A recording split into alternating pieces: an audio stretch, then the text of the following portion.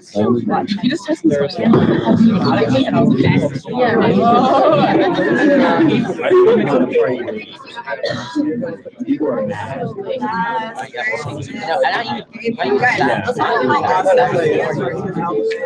Yeah, I've heard it's the only person who's out on my list. I love it.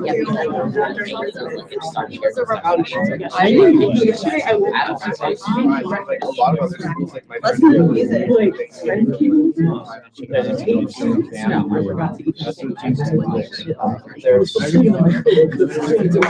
But I don't. Is it easy? Oh my gosh, yeah, she goes to SDSU. Oh, did you? Yeah, but like the thing is, okay, I need to take she's in Massachusetts. She has to try to Oh my God. I hate it. Well, yeah, I mean, right? Well, I gotta, so I have to do this.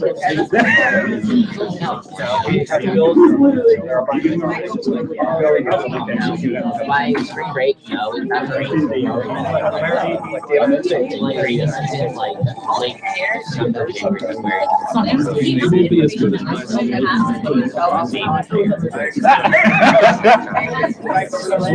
You'll see what it's like. They just gave it. I have nothing. That's so fun. It's just so awkward. I have something that's not like Stop messaging me to save the internet.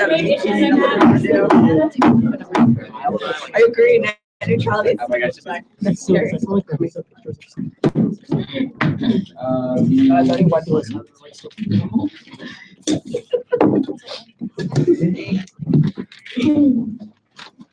I'll call the fourth meeting of the 13th Undergraduate Senate to order.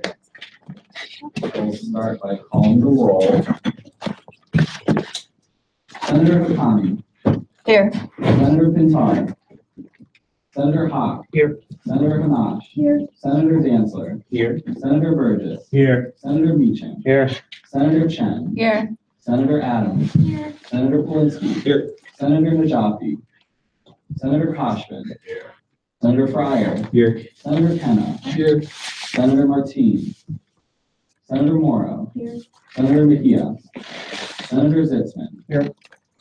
Senator Nayar. Here. Senator Beaton. Senator Howard. Here. Senator Legitimacy. Here. Senator Ageva. Here. Quorum is met. All right, so we will move to the adoption of the agenda. Any points? Seeing none, the agenda is adopted. Okay. We're going to move to the adoption of the minutes. I sent there's two meeting minutes from the 12th Senate that just have to be approved. And then also third meeting minutes, which are coming your way.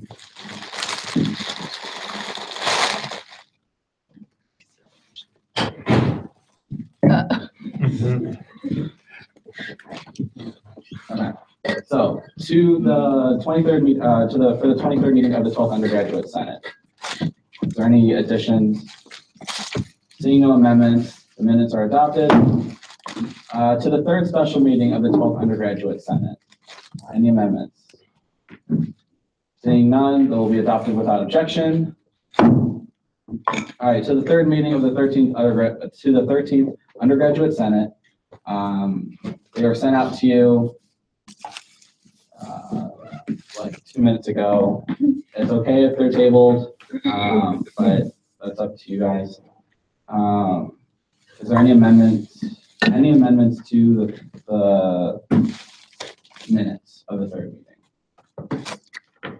Seeing none, will be adopted without objection. Now we'll move to a period of public comment. We'll start with the presentation from Daniel DeHollander.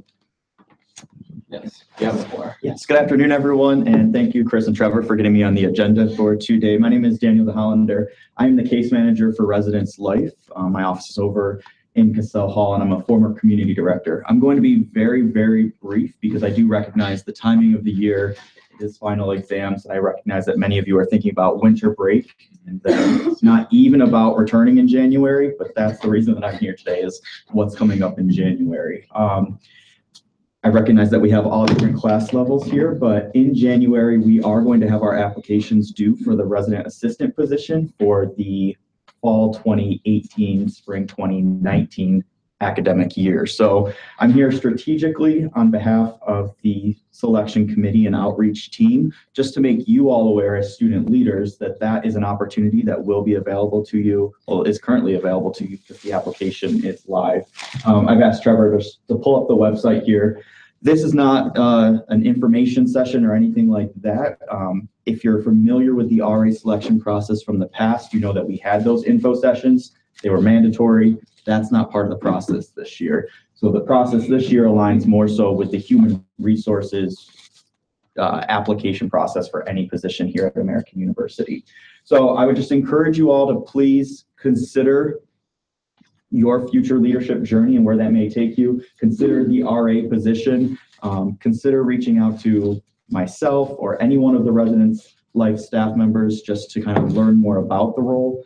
Essentially, by the time you start the position, you just need those 60 earned credits. So it is a junior senior role. And then there are some sort of restrictions on how many outside commitments you can have. And I recognize that probably impacts you all maybe the most because you may have other jobs on campus or these types of commitments. So we really do want to make sure that we're balancing your role with potentially with Residence Life and the RA job, and again, your leadership obligations here on campus. So just know that myself, my colleagues, we're here to really help you tailor this position or tailor your AU experience for your needs specifically. If you scroll down just a little bit, Trevor, there's just some eligibility requirements regarding GPA and again, the credits, and then the application is here. The next step of the process is submitting the application by January 22nd. So again, that's why I'm here now, is because by the time you come back in January, that deadline's gonna hit us all pretty quickly. So just wanted to make that announcement and help spread the word. Thank you. Any questions?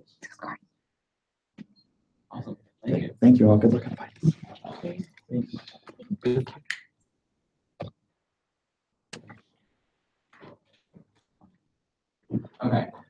Any other members of the public wishing to speak at this time? Yes. Good afternoon, Mr. Speaker. As always, it is me, Joyce DeSers, president of the Abramson Institute, charitable donor, and all-around cool person. I'm just here to speak on some of the business the Senate will be considering today. And let me preface this with that neither I nor the Institute oppose principally any of this legislation. I think it's all great stuff. I was talking with President Dunstan the other night, and I said one of the reasons I love student governments is because they literally cannot do anything bad. Like, I mean, think about this. A student government can do a lot of good, or it can do nothing at all. But it's really hard for a student government to like actively harm anyone because it's not armed generally. And that's generally how governments harm people. So, Resolution 1718-006, a resolution to support the implementation of the student-wide program. I think that's an excellent idea. A lot of universities implement that. My concern would be that it is a resolution. I think that the Senate needs to flip into gear after passing this resolution, which I have confidence that it will, and pass a bill to get it done, because we can urge the administration of American University to do things all we want, but the Undergraduate Senate implemented Empower AU. The Undergraduate Senate implemented that bus stop at Kogod. The Undergraduate Senate can implement a ride program, and we don't need the administration to do it for us. Likewise, a resolution to promote and publicize AUSG branches, departments, councils, and members. I've been thoroughly reviewed this legislation, so I can't say for sure whether or not it directs anyone to do anything. If it does, that's excellent, and I support it wholeheartedly. If not, I think, well, this is a resolution, so it would undergo one reading. I think it would be completely reasonable for the Senate to amend it today and pass it to really implement a substantive program. A bill to make committee meetings accessible to the public. I think that's an excellent idea. It's a bill, it does something, and that's fundamentally what the Abramson Institute is all about, and that's what I'm all about as a human being, as a person, as a student, as Joyce serves. A bill to mandate weekly office hours for the Senate Communications Director is also an excellent idea. Going with the one that we just mentioned, transparency is excellent, and everyone should have office hours. Even President Burwell had to think of a name. Finally, a policy book for new ethical and judicial standards. I look forward to seeing the Senate scrutinize this. I'm not going to personally comment on the internal matters of the student government, but I do think that fundamentally, beyond just being a substantive human resource policy book for the student government, it's also making a strong symbolic statement about what kind of campus we want to live and learn on. Mr. Speaker, with that, I conclude my statements. Thank you. Any other members of the public wishing to speak at this time? Seeing none, we will move on to the State of the AUSG address.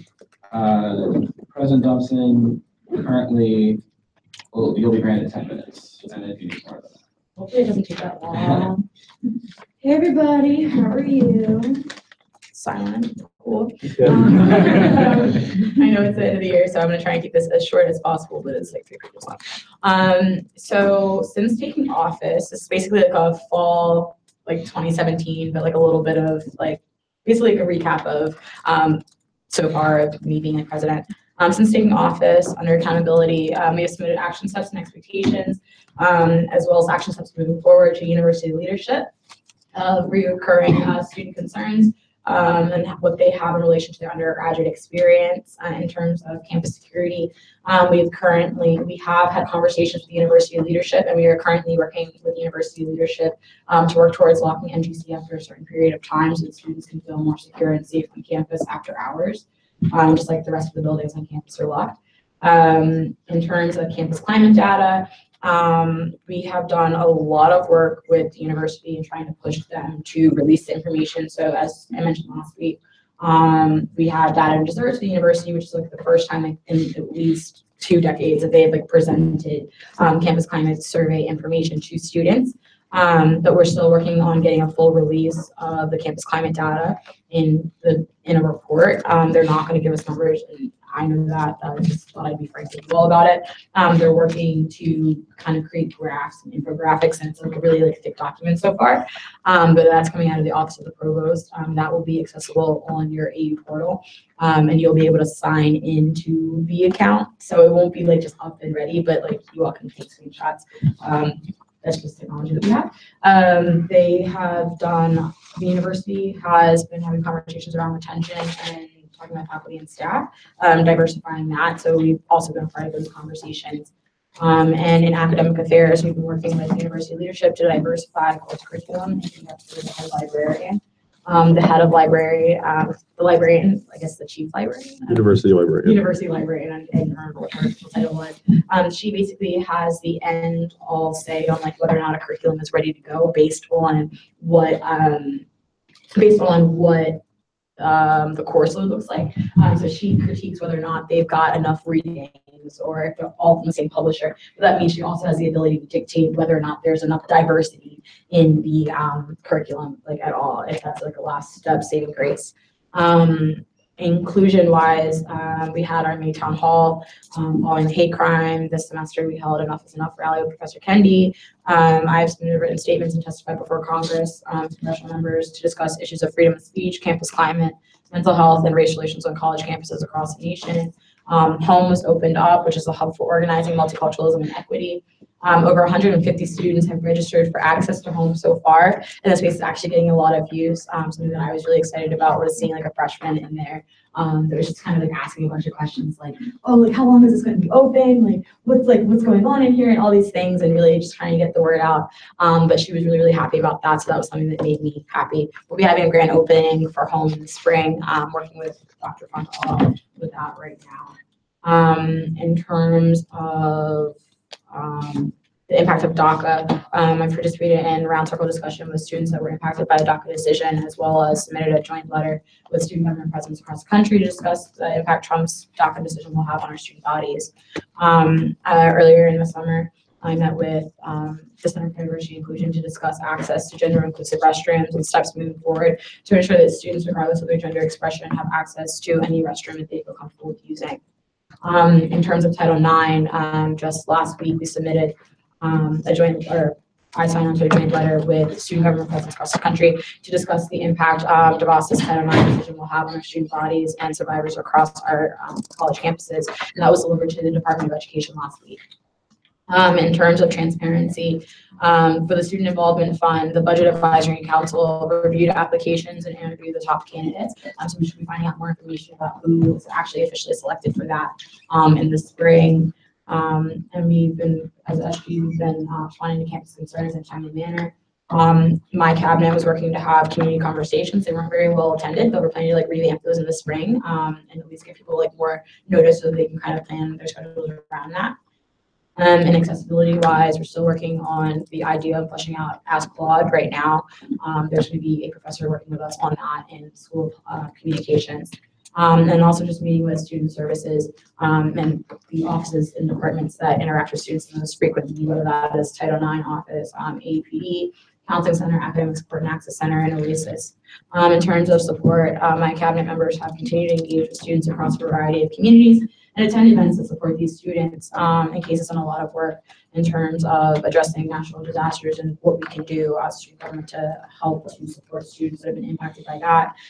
As you all know about the student rights cards, that's still an ongoing project that we're working with Case on, and the Case Connect just recently got launched. Then I wanted to do kind of like I broke up the next 3 parts into things that I wish I could have done, goals for the spring semester, and then AUSG kind of like resolutions for like the, I don't know, like a New Year's resolution for like 2018. Something I wish I could have done. I wish I could have communicated more directly with people across all branches of student government. I also wish that I could have not become as siloed into being just the campus climate president, having more of an opportunity to advocate for other issues that impact the student body, except or outside of race-related ones. Much of my presidency has been spent adjusting to my new normal following the hate crime while balancing expectations that others have of me. And it's been full of highs and lows, but it's left me with an understanding that you only have a limited amount of time to do the most good, and that's what I believe each and every, not just me, but the people that I work with and people I work for. And with that, I wanted to say thank you to the executive board and my team for being so patient and supportive. For goals for 2018, I want to enhance communication between myself, AUSG as a whole, and the student body. My cabinet will be working on the cultural competency module to basically try and get that in full rollout before the end of, not full rollout, but being able to pass it on to the university to put forward, sort of in the same way that Empower EU was done, working on Ask Claude, the student basically building and creating a student curriculum review task force at each of those schools. I'm working with the university to kind of take ownership on that so that we don't have to do it ourselves. Working more so within my cabinet to address issues of mental health and self-care. And then just an SG-wide kind of like initiative that I would like to see my cabinet work on is doing support networks and affinity groups within the AUSG to discuss shared experiences that can help refine AUSG as a whole based on identities. And AUSG in 2018, there's like sorry, these don't really go together. I think they go together, but I don't really know. Recognize that AUSG is changing, that we must be comfortable with change. Otherwise, we allow ourselves to get stuck in the status quo. This is not the same AUSG we had 5 years ago. It's not the same AUSG we had 2 years ago or even last year. Leadership styles change, senators change, committees change, but mastering the right combination for the right time requires us to understand that these things take time. And while we're working steadfast to make things better for those who come after us, we must always keep our intentions pure and focus on the goals at hand. We must recognize that we do not just represent the students we agree with, but also students we disagree with, and those are still our constituents. Therefore, we must engage with these constituents that are not just our friends. Just because we might not always agree with our constituents, or feel like they don't appreciate things that we're doing sometimes, it does not discount or discredit the hard work we're putting in and the work that's being done. Something that I hope that the USG can get away from in 2018 is getting away from the leadership position, the mentality of leadership positions for leadership's sake, and focus on what we can realistically do to positively impact the student body within our sphere of influence. As elected officials, we must get rid of the notion that we must be perfect, because we're not, and as a result, it's crucial to hold ourselves and our peers to realistic expectations. If we make a mistake, because at some point we will, we must recognize that things happen, not to dwell on it, and making sure that we turn each obstacle and conflict into a learning moment and one of self-reflections on what we did well and what we can do better in the future. And to build in 2018, I hope that we can build an AUSG culture that supports one another and is genuine, rather than one that is competitive and divisive. And with that, I just want to say good luck, have a safe and enjoyable winter break, and I hope to see everyone with a renewed spirit in 2018.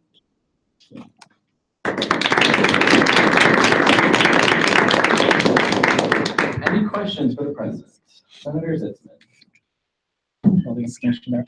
And can you elaborate on any action you or your people have taken on campus accessibility, like physical accessibility to buildings, especially pursuant to the bill on that subject, the Senate passed? Yes, so the bill that the Senate passed in in Senate, for the 12th Senate, the sponsors of the bill never reached out to me to work on what the initiative steps should be, so there wasn't much direction with that.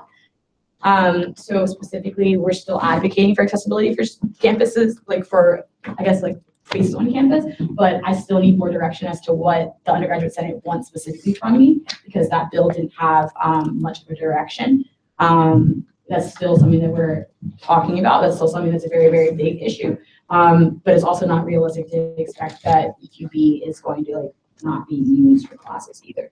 And that's something that I know that students have a lot of concerns about, which is EQB, but it's also the first building that's on campus, and it's an unfortunate situation that that's not where people's mindset was when they built that building, but that's still a classroom building and we have a space issue on campus. So that's still something that I can talk with members of the administration about. These still can be things that are topics amongst administration, university leadership, and student leaders, but I still need more direction as to what Senate and what AUSG wants to see from me in that aspect. Other questions for the president? All right, thank you. All right, we're going to move on to reports from the officers. Kennedy Political Union Director, C. The floor, you have 4 minutes to speak.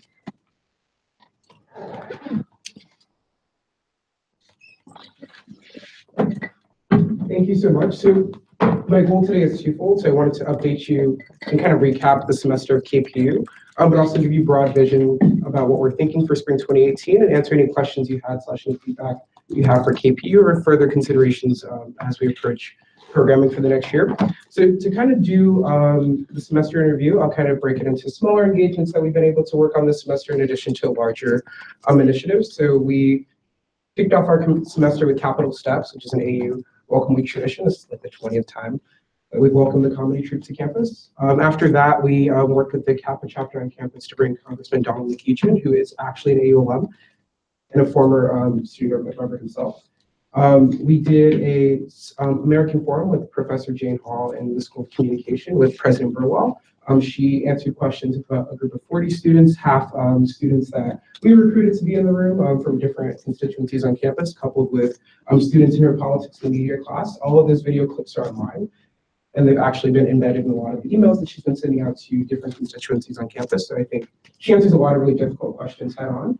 So I think it's a great thing, great potential tool for this body to use and promote. We co-sponsored the Intercultural Greek Summit, the keynote speaker with Congressman John Lewis, a civil rights figure.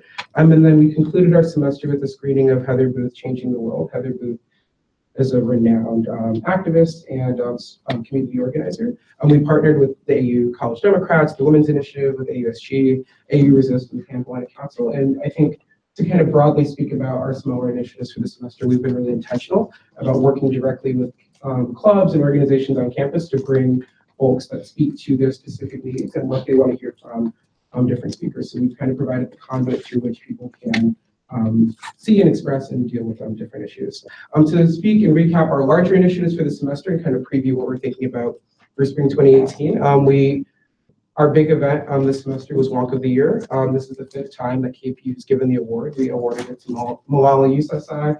A lot of people didn't get tickets. I hope people in this room were able to attend. We had 2,300 students present. We filled vendor to the capacity that we could. For the event, we sold out every time that we opened tickets in less than 10 seconds. So the demand for the event was strong. And we were able to collaborate with the Muslim Student Association and the AUSG Women's Initiative intentionally to be sure that folks who had direct interest in the speaker and the event had the opportunity to interact and engage with the event intentionally. Malala, of course, is the first Muslim and the first foreign born person and the youngest recipient of the award. So we're able to kind of be able to take the flag forward and be able to actually execute on the event this semester.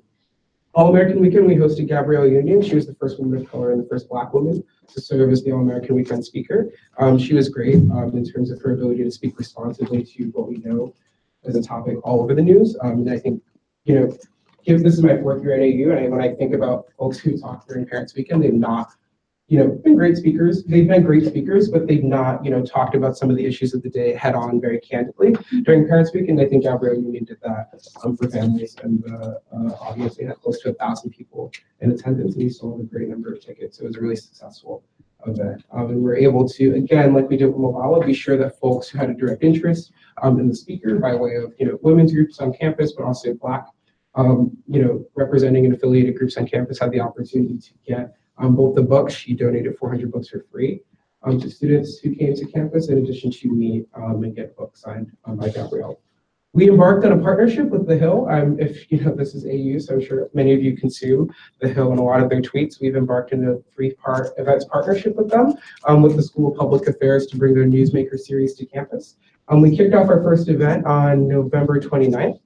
We hosted all the events in the series will focus on bipartisanship and diversity in political thought. So getting high-profile people who are newsmakers, so to speak, from both sides of the aisle in conversation about how to actually solve problems in Congress. We hosted Representative Mia Love, the first Black Republican woman in Congress, Congressman Darren Soto and Adriano Espaillat, who are both freshman Democratic senators, and I think represent both a diverse set of interests, but also diversity in the right. Who's the labs director? Senator Dantzler. I would like to make a motion to extend the speaker's speaking time to 5 minutes. 5 minutes. Is there a second? Second. All those in favor say yay. Yay. All those opposed say nay. I will take 5. I'm almost done. I think in addition to the opportunity to host folks like we did on November 29th, this is also giving the university, SBA, and KPU a lot of external coverage. 7,900 people viewed the live stream of the event. Our co-branded advertisements that featured both the SBA and the KPU logo reached 2.4 million social media accounts in DC and 3.1 million social media impressions across the country. So I think we're getting the work that we're doing out in terms of, you know, what we do and what KPU has done well for almost 50 years out to diverse sets of people across the nation, which is really awesome. So we're excited to continue our partnership and work with The Hill. And then finally, what we're excited about was we launched a debate series with Dr. Kendi's Anti-Racist Research and Policy Center. We have selected 10 students, and they're currently being trained now as real-time fact checkers and judges ahead of our spring launch for our first debate. The debate topics will focus around the 6 policy areas that Dr. Kendi Center focuses on, everything from education to healthcare to immigration. And the idea, I think, similar to our partnership with The Hill, is to get people from different perspectives on the same issue in conversation with one another. But I'm excited to be able to be a part of the process and serve as judges and fact checkers for a lot of the high-profile people that will be able to bring to campus. In terms of looking forward, KPU turns 50 next year. We're going to be launching a large media campaign with culminating events this spring and in the fall, so stay tuned. Our focus will be on commemorating the past success of KPU and the folks we've been able to bring to campus, but also kind of what's uniquely AU in terms of our ability to learn from leaders in kind of a variety of sectors, but also at the highest levels. We also plan to continue to collaborate with more campus clubs and organizations and campus partners. Our focus, again, will be on diversity, broadly defined, both in terms of race, ethnicity, but also political diversity, and being sure that we're getting a diversity the multiplicity of perspectives represented in our programming. And then finally, we plan to open some positions in KPU, so stay tuned and feel free to promote our applications. Maybe some of you are interested in applying in hospitality, production, and we're also looking for an internal graphic designer as well. And with that, I'll use the rest of my time and answer any questions you might have. All right, perfect. Any questions for the director? Senator Gansler. This isn't a question, but rather just a statement. I just wanted to thank you and your team for all your hard work. I think it's been clear from what you just reported that you guys have had a big emphasis this year on diversifying the speakers and diversifying your programs. And as someone who's big on diversity and inclusion, I've appreciated all the work that you guys have done so far with making sure that we have speakers that look like us and talk about issues that are real and prominent. Thank you. Senator Gansler. Another statement, I have attended a couple of your events this year and I really enjoyed it. So keep up the good work. And I think you're doing stuff that a lot of students are really getting into.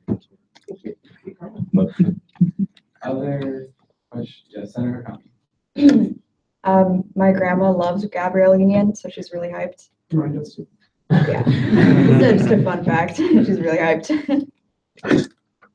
Other questions? Senator Kenna. In the same vein, the diversity, I appreciate the efforts that you're making, but in what you said of who you brought so far, it seems like Mia Love was the only Republican.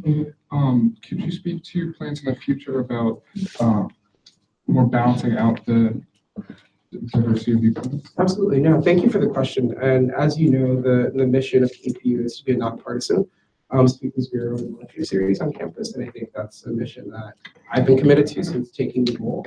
I think that I personally don't believe that we have to compromise on whether we're bringing folks who look different in an effort to get political diversity and bipartisanship. I think the opportunities presented by the partnership with Dr. Kendi and our partnership with The Hill, that The Hill is kind of known as being the most nonpartisan and bipartisan media source in Washington and across the country as it relates to politics. So I believe, to answer your question directly, I think that noted in terms of the balance, the dynamic, and we have exciting stuff coming in the spring as well. I have an attention to it. I'm serious about it, and I think that based on what I've described here, I think that we have the opportunity to leverage a couple of partnerships to get at what we're speaking about. Thank you. Yep. Other questions for the director? All right, seeing none, thank you. Thank you. I'll now move to reports from Secretary Schneider.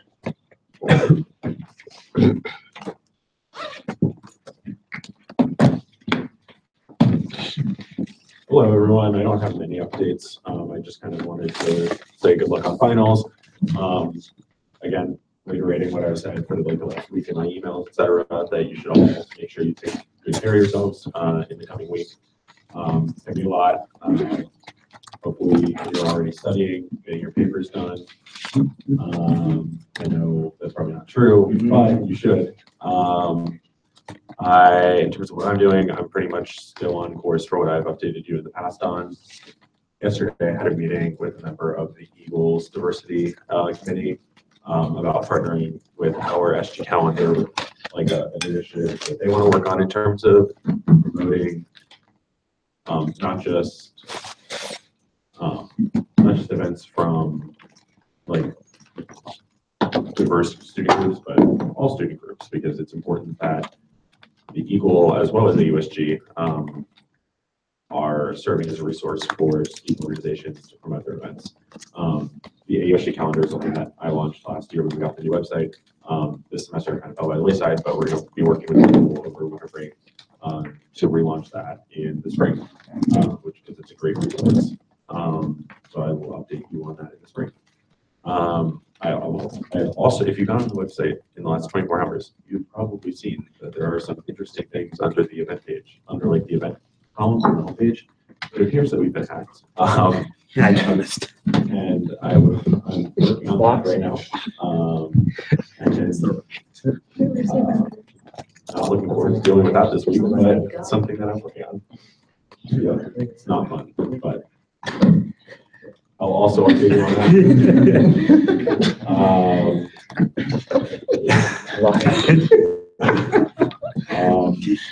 Are there any questions? Oh, also the Thanksgiving thing costs $1,700, so we're gonna split that with RJ. All right, any questions for the secretary? Thank you guys. Senator Sitzman. Secretary. Come on, Yes. Can you just tell the people here about the directory of student government that you're working on with Ryan Bardo? Yes. So the AHG directory is something that Ryan Bardo, who's a member of CASE, came to me about. So the way that he envisions it is like a little different than the way I envision it, but we're working together to reconcile that. So what he's working on is like a one-pager that's going to be posted around campus with important like contact information for USG people, mostly like directors, like department directors, executives, speaker, the speaker pro tem. There's a bunch of people on it. The way I envision it, and they're going to work like in tandem. It's a page on the website that it's like a contact list for everyone in USG. So like mine, the one on the website, not mine, the one on the website is going to be way more extensive. It's going to have everybody in AUSG, hopefully, eventually. But like his is going to be key people to contact in AUSG. And I think it's done already. I have like a draft of it. Yeah, so that would be posted like outside all of our offices, outside like on any bulletin boards that can be freely posted on, et cetera. Yeah, Senator Polinsky. The last comment you made was about the Thanksgiving program. So what was it? I just don't remember. What was it originally supposed to cost? And if it came under budget, are we getting the money back that we had allocated to you? That's a great question that I don't know the answer to because I guess it's up to you. So it was originally supposed you allocated $2,000 from capital maintenance to SG General. After we split it with RHA, it'll cost us, I'm not good at math, half of $1,700. And so there's going to be over $1,000 left over.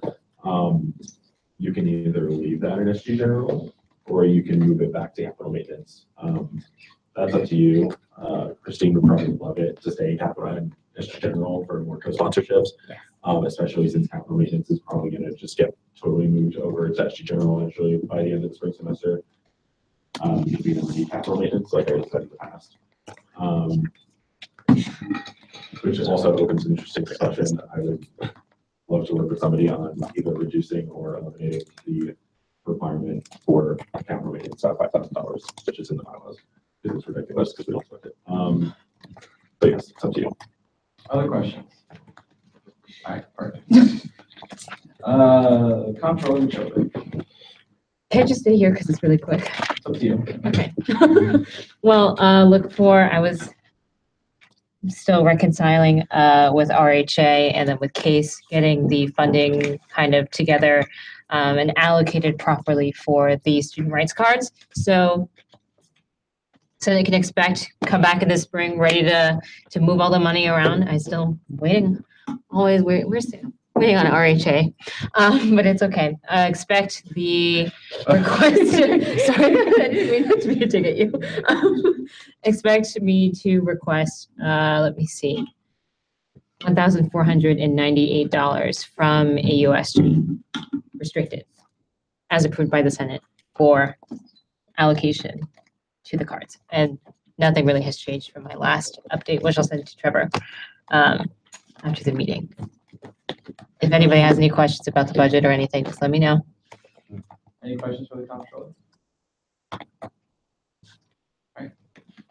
All right. Vice President Self.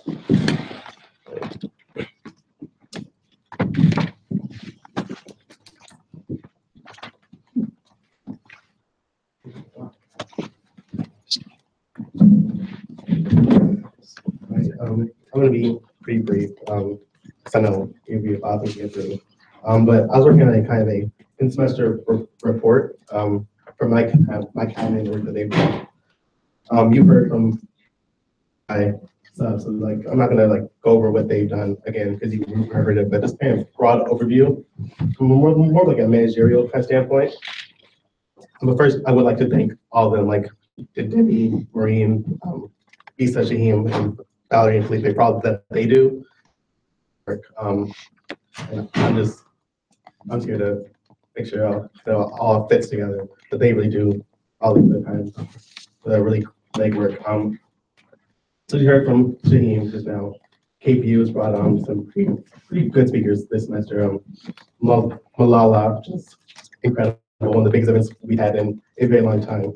And Gabrielle Union, among others. Congressman John Lewis, Don Vacation, Me Love, Adriano Espaillat, Arizona, Heather Booth, like it's pretty dynamic and really relevant speakers they brought. So I'd like to thank them for all the good work that they've done.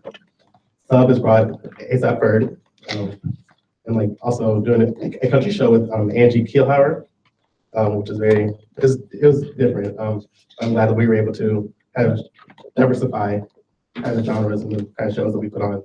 Also, Spider-Man Homecoming and It showing. WI, so this is only its second year in the VP cabinet. They did a really integral part, I think, of the work that we do. So just among other events, the coffee talks with administrators, pop-up thrift shop, talks on sexual assault and awareness and prevention, things like that. Founders, you'll hear from Demi upcoming soon, but we've done a lot of work. I think it's gonna be a good year for founders. And then the Community Service Coalition was its first year in the Vice President's cabinet, and they've done a store with them, St. Coletta, which is a special education nonprofit school. So the people came and like they sold their kind of things that the kids make themselves, the students, I guess. And that was really cool. I think it's a really important kind of step move forward for advocacy-based programming. The past school councils, when I started, there were only 2 active ones, Kogod and SIS. Now we have 4 schools, so Kogod, SIS, SOC, MCS, and 3 of the 4 classes. 2018, I'm hopeful that we will, that there will be some interest, but there has not been yet, but we're working on it. Let's talk briefly like collaborations with other organizations. Working with AU Resist, MSA, the WI, AU Texans, kind of diversifying who we work with. I think we do a lot of events with AU Dems, CRs. People think, oh, those are the biggest. So we do events with other people like MSA. I think really engaging them from all out was like huge. Really bring them to the table, and not bring them to the table, also have them make decisions at the table as well. It's really important. So working with Zeta Psi, not 1 but 2 historical Black fraternities, Phi Beta Sigma and Kappa Alpha Psi. I think that's like been really good. Kind of bring in new people and kind of like help them put on events that they're interested in, that represent them, and that we can kind of. I feel like SG, we don't have to be the ones put on events. We can help other people put on their own events. Like we cannot in this room try to decide what the rest of the school wants. Having them actually be active, engaging in that process, I think is really important, and that we've done a lot of work on. And as well as like diversity and inclusion, like we said, like we've brought some pretty diverse speakers from really race, ethnicity, like origin, or nation of origin, like that kind of thing. We've done a lot. I think that just kind of just like things to think about. Out of the 5 like director or 6 director positions under me directly, 5 of them are women, like 5 of them filled by women, 4 of whom are women of color. And 5 people like out of the 6 are people of color. And for the class presidents, out of these 7, we have 3 class council presidents. All 3 of them are women and women of color, and all of the 4 school council presidents are people of color. 3 of whom are women of color. Things to think about is like when we have people like diverse people making decisions, we have diverse programming. I think they lead into each other. Just looking forward, KU is going to have its 50th anniversary coming up. Subs have AmFest, WI's Take Out the Night, Bring Your Own Monologues, all kinds of big things. Founders, it's like other class councils to kind of help them revitalize them. And like I'll be sending the business report out soon. But just like, yeah, so I just want to thank everyone for all the work they've done. I think Senate is a huge part of programming. Like the work we do for programming, like we help people meet the heroes, see the favorite artists. Like kind of, we do a lot of, I think, important work. I thank everyone in this room for helping be a part of that. Thank you. Any questions for the Vice President? All right, saying no. Thank you. We'll now move on to reports from Founders Day Director. Debbie. Just that, okay. How do you pronounce your last name? It's about us. You want to come with me? Yeah. We're going to present together. Sounds good.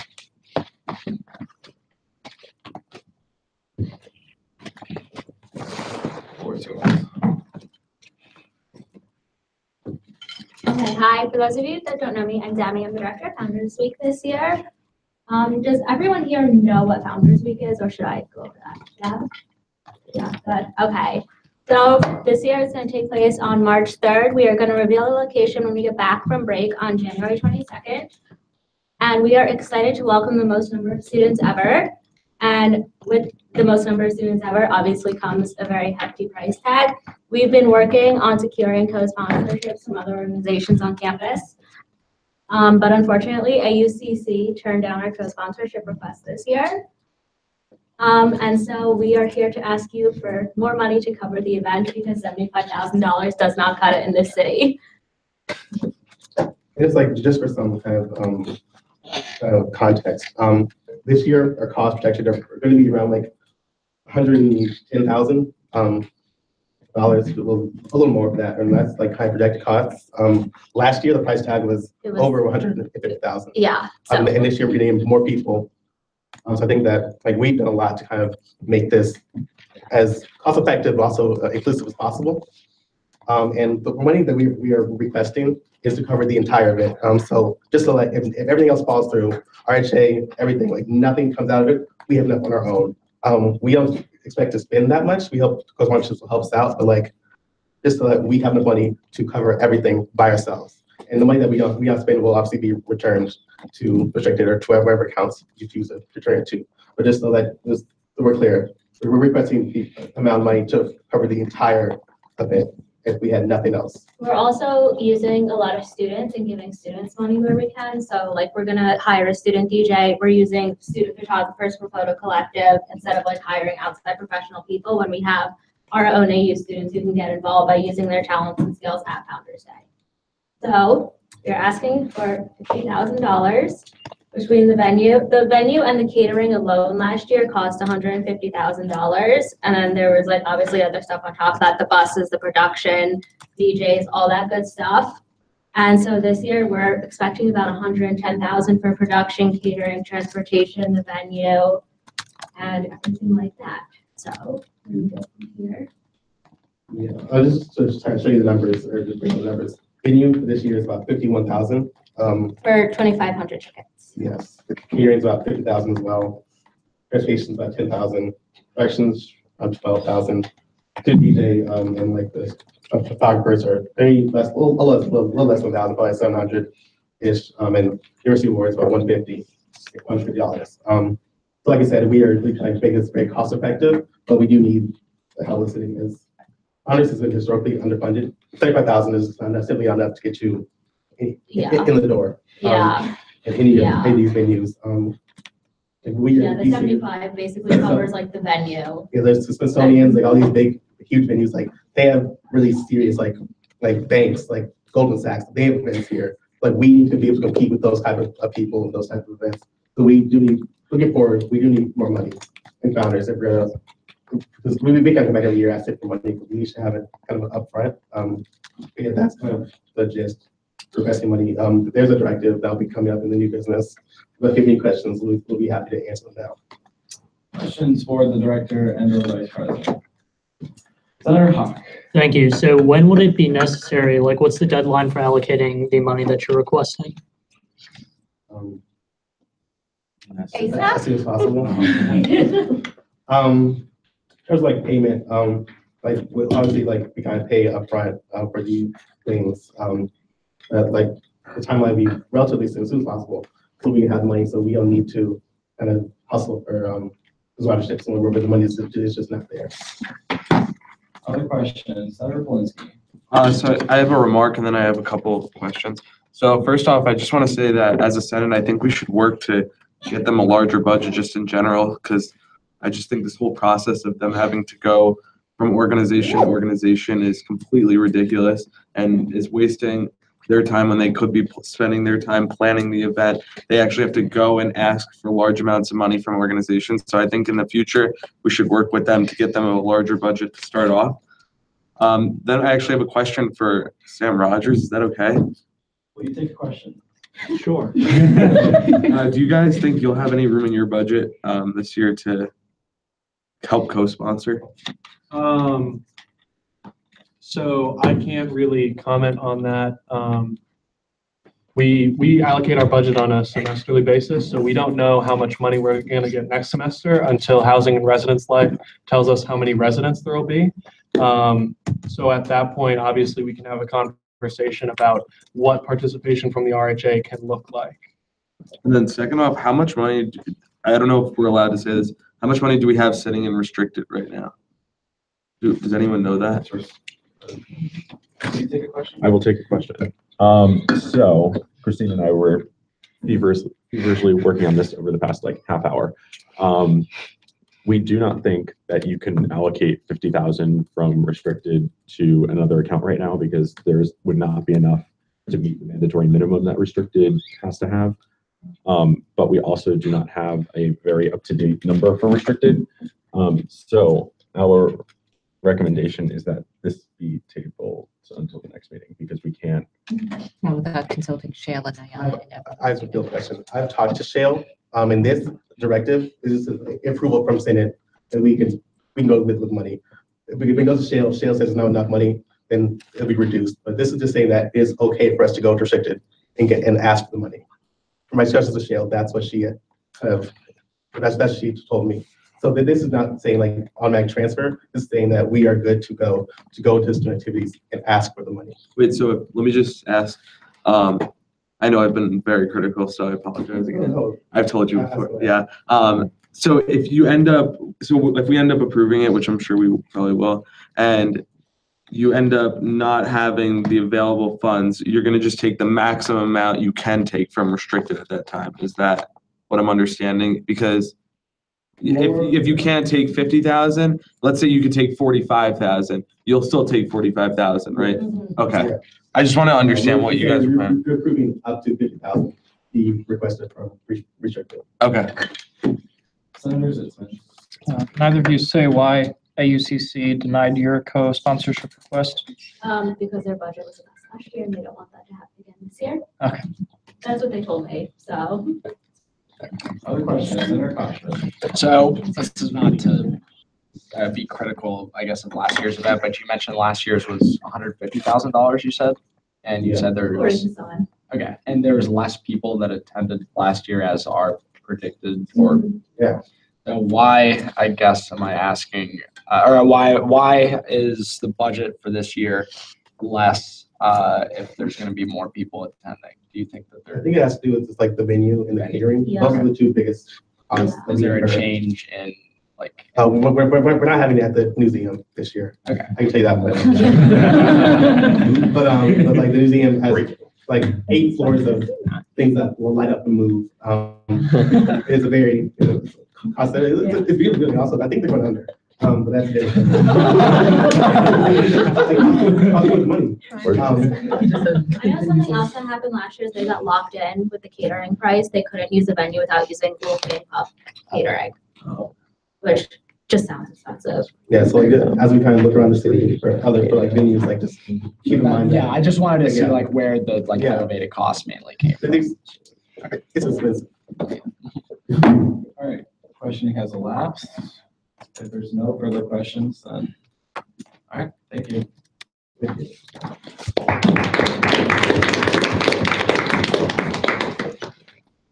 Okay, I have 2 quick reports.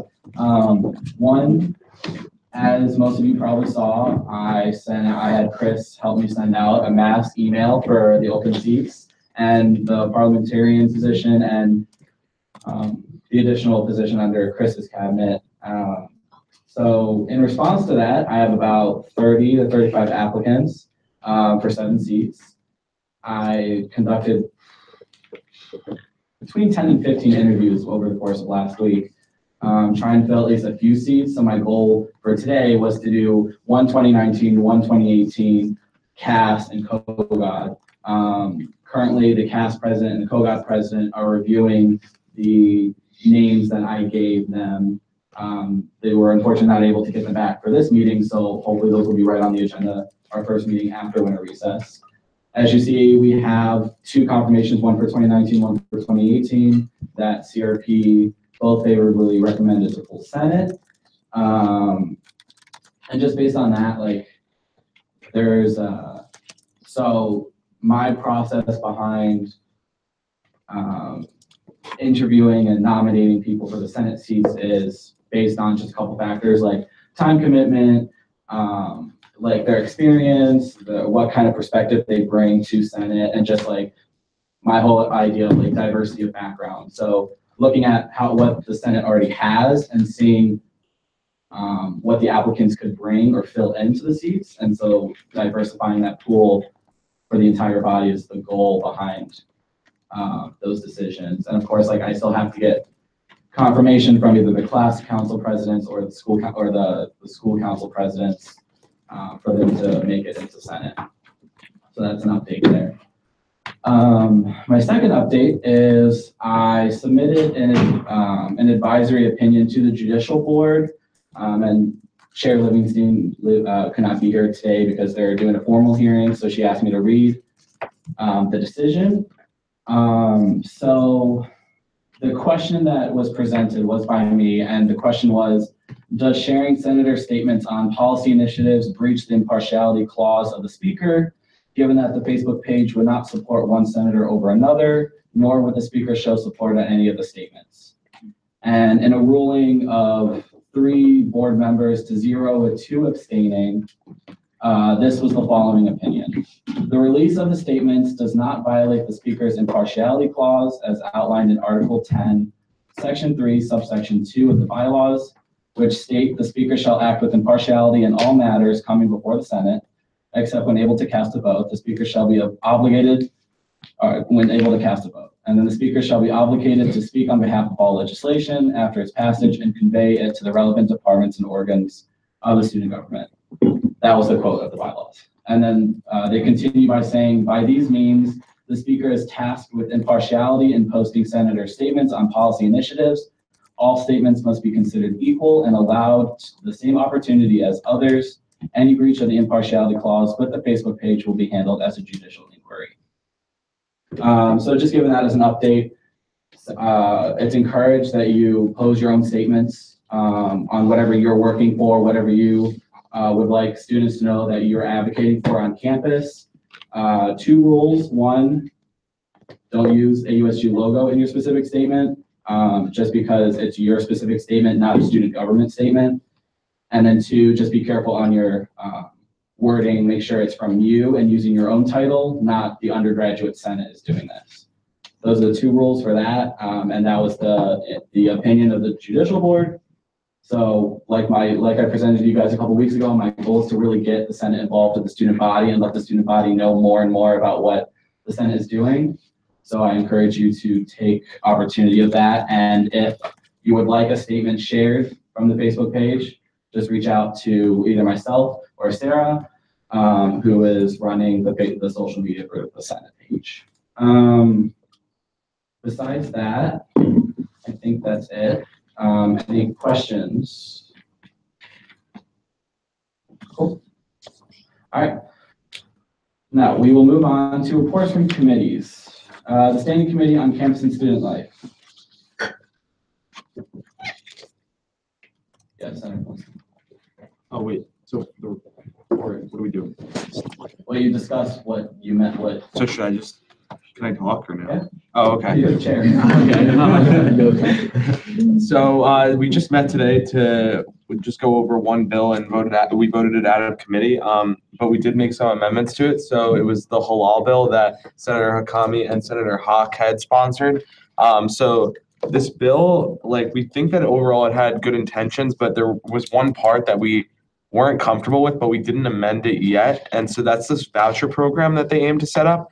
And we think that it just lacks specificity, and we're not sure if it's realistic enough. So when we bring this bill, when this bill comes up in the actual meeting today, we want everyone to think about Section C and what they think about it, and that was our recommendation. And then we also just changed the wording of one thing that talked about the student trustee and their role in implementing this bill, and we changed it to the appropriate student organization or the appropriate administration body, because we're not sure if the student trustee is the appropriate place to be going to implement this. And we think that By keeping it vague, it could allow you guys some flexibility when advocating for this bill. And besides that, that was pretty much all we did today. And yeah, we're looking forward to continue to working on campus and student life after we get back from break. Any questions for the chair? Seeing none, we'll move on to reports from the Standing Committee on Student Rights and Services. So Student Rights and Services Committee considered two bills last time we met, two bills last time we met. So Senator Jaffe and Senator Legacy's Inside Out program bill, which we did not recommend to full Senate just because Senator Jaffe decided to turn it into a resolution. So it's a resolution now, it's up for consideration today in the Senate. And then as well, we recommended Senator Hawk's bill on creating a mental health survey. We amended it. We amended 3 specific things about it. You guys can see it in the packet. But essentially we said that we're going to make sure that it's anonymous and confidential, and we're going to make sure that after the results are publicized, they go straight to the Student Rights and Services Committee or a committee of that sort, whatever standing committee that it would be relevant to for them to consider and write legislation about. Yeah, that's pretty much it. I'm really excited to present this resolution about the rideshare program because I think it's such like a beneficial student service. Yeah, that's pretty much it. Any questions for the chair? All right, moving on to committee rules and privileges. Again, as I said before, we considered 3 confirmations today. All 3 are in new business. They were all favorably recommended. And then in addition, we considered the policy book for the new ethical and judicial standards, which was proposed by the comptroller last week, and then favorably recommended. One section was amended to eliminate the keeping or being able to, what's the word? Search? Yeah, being able to search personal emails, Facebook messages, Instagram DMs, all text messages. That was amended to be eliminated, given that the judicial board doesn't have purview over the personal accounts of people. And then there was an addition to new amendments for the rules of debate and decorum. Some of you saw that was tabled for 1 week or for 1 meeting and will be considered after the winter recess to change to make an amendment to the rules of debate and decorum. Any questions for CRP? All right. Moving on to advising from student activities. There's no advising this week. Cheyenne is out sick with stomach flu, but she wishes all of you good luck on finals and a wonderful, restful winter break. All right, moving on to new business. We'll move first to the confirmation of Brian O'Connor to be senator for the class of 2019.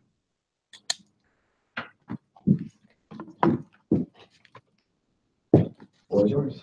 Thanks. Hello, everyone. So my name is Brian O'Connor, and I'm honored to accept the nomination to become senator for the class of 2019.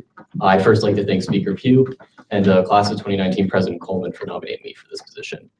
And I'm very grateful to stand before you today after having been approved by CRP and ask for nomination, for your confirmation.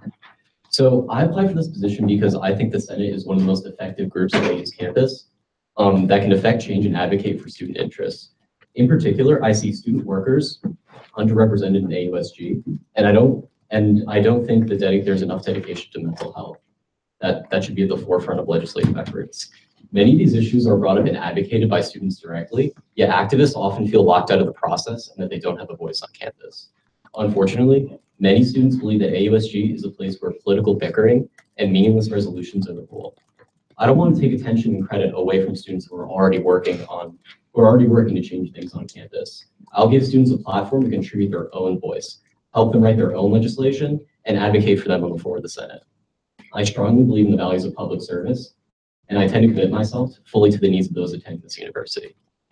As the program associate of the 3-year Politics, Policy, and Law Scholars program, I'm in charge of 29 academically gifted students who are dedicated to public service. In my role, I mentor and assist students throughout their first year of university, both in the dorms and in the classroom. Through this position, I've learned a lot about the issues that face students, often when there's no one else to turn to. Mental health is an enormous concern among the student body, and it's often not addressed as effectively as it should be. Should I be confirmed, I would like to join all mental health related committees as well. As PA, I've also become far more acquainted with student workers and the issues they face as a group. RAs, DRs, and others who work on campus face unique challenges when scheduling their lives and dealing with the stresses of their jobs. They often receive little support or recognition from the wider student body and for all the work that they do. Many of these students are also in the class. Many of the students are also in the class of 2019. So I believe this particular Senate seat would suit my concerns, my issues well, and put me in the best position to advocate for their interests. In my first year at school, I was an active member of the Residence Hall Association, first as Chief of Staff for the Glover Hall Council, and then as the parliamentarian. As the Chief of Staff, I worked closely with the Hall Council and put on community programming events that were inclusive and attempted to build community within the Residence Hall. In this role, I gained a familiarity with the legislative process and the intricacies of parliamentary procedure. This previous fall, I worked as the parliamentarian of the RHA, which in that role allows me full jurisdiction over the election process. I ran the Fall Hall Council elections, and this was an incredible, challenging experience, and I learned a lot as I had to deal not just with the candidates themselves, but balancing the needs and wishes of the e-board as well as the administration. I gained great experience in managing conflict, investigating campaign violations, and most importantly, in dealing with crises on short notice with limited time and information. I've used this experience to help reform AUSG elections policy, particularly when it comes to campaign violations. There's often little support for candidates who are subject to harassment and bullying, and I want the elections process to be more inclusive and open to students from across the university. Thank you for listening to me today, and I hope I have your support. I open my time to questions. All right. Any questions for the nominee? Senator Kami. Noting that you are a PA, how will you be delegating your time Sure thing. to this position? Yeah, absolutely. So in the PA position, I'm essentially sort of like a cross between an RA and a TA. So I live in the first year residence hall, something like the 6th floor, and I attend class with them as well. So the class is about 3 hours a week for the class itself, and then there's a lab that's about 3 hours. So it's about like 6 hours for the class right there. I'm then required to hold about 4 hours of office hours per week. So that's give or take 10 hours. And then I'm supposed to spend at least another 5 to 10 hours like sort of on the floor, like making sure everything's like okay, that there's things are peaceful and everyone's like okay. So that's give or take 10 to 15 hours a week of work, which I think is very manageable. I've been able to manage it so far well this year. So Other questions from the nominee, Senator Najafi. Out of curiosity, why didn't you run when we were holding elections? That's a really good question. So I did seriously consider running. However, at the time I was completely overwhelmed with schoolwork, with my internship, with all sorts of other conflicting commitments that I had. And I realized that running for senator would be an enormous task to do that. So however, I have learned this semester to now balance my time better, be better at time management, be better at scheduling myself. So as of next semester, I'll be taking one less class than I previously scheduled. I'm not doing an internship, any of that stuff. So yeah, that was primarily for my own mental health and for my own sort of life managing myself. So thank you. Other questions? All right, thank you. What I'm stepping out. Sure.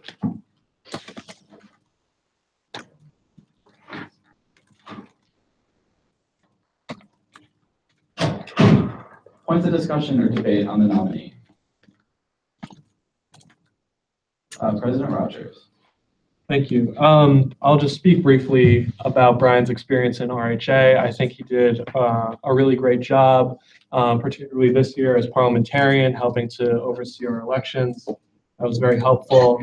And he mentioned he was also the chief of staff for the Let's Clark and Roper Hall Council last year, back when Trevor Pugh was the president of Let's Clark and Roper. So they worked together on that. I think Brian would be a great senator, and I'm not speaking out against him personally. I'm just a little concerned about the people that we are like adding to the Senate, and I don't know if there's a big enough commitment towards like going to multicultural groups on campus and seeing if they can get their membership involved with student government. I'm afraid that we're like going back to the same people over and over and over again, instead of bringing in new voices and new people, and that we're going to our friends and the people that we're familiar with instead of trying to bring in those new voices. So that's not personally against Brian. That's just something I'd like for you all to consider moving forward. Other points of debate or discussion, Senator?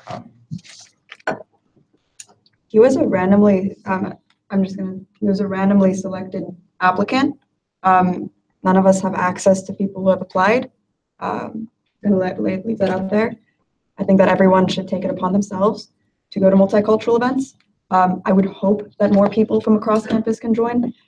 I know for a fact that I really can't go and grab anyone, make them like sign on to Senate. It's on their own willingness.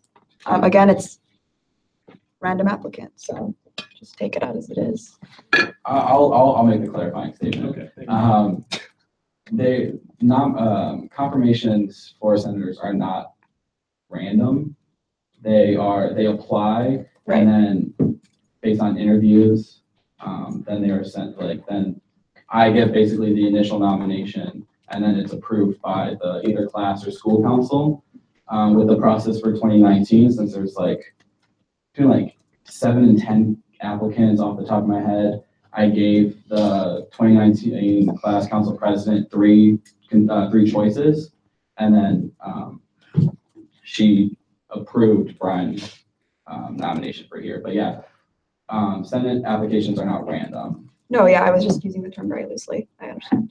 I mean more like a random person from campus deciding that, oh, I would like to join AOSG. This seems like a pretty cool club.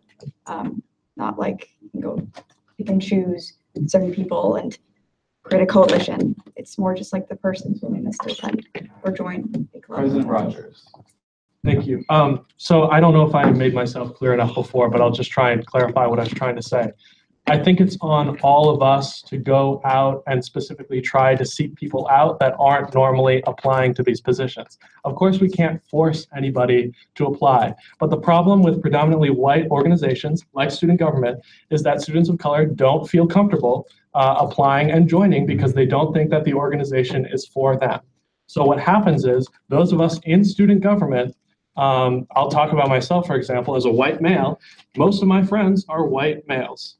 And so when there are opportunities, we naturally go to our friends. That makes sense to try and get them involved. And so as a white male in this organization, I would probably first go to white men. So the problem is that we need to go to these groups on campus and try and get more involvement, not forcing people to sign up, but making them aware of the opportunities. Me personally, I am a woman of color and I don't feel uncomfortable joining this organization, and most people of color aren't if they really want to get involved on campus, they're not going to shy away because they see white people, and I also see a lot of diversity in this room. So I don't really think that's a logical reason to not recommend him. I just with that experience, never felt uncomfortable doing anything on this campus. So. Be sure to direct statements up towards the speaker, not at a certain time. Sorry. You're good. Just clarify. So Senator legitimacy. These are great points being brought up, but I think that we should probably refocus on what's at hand. Sam brings up excellent points, Nora brings up excellent points. Everyone's opinion is valid, every voice matters. But we're talking about Brian's confirmation right now, so I think that's what we should be focusing on. I just kind of wanted to redirect us because this is kind of like a time test. Other points of debate or discussion on the nominee?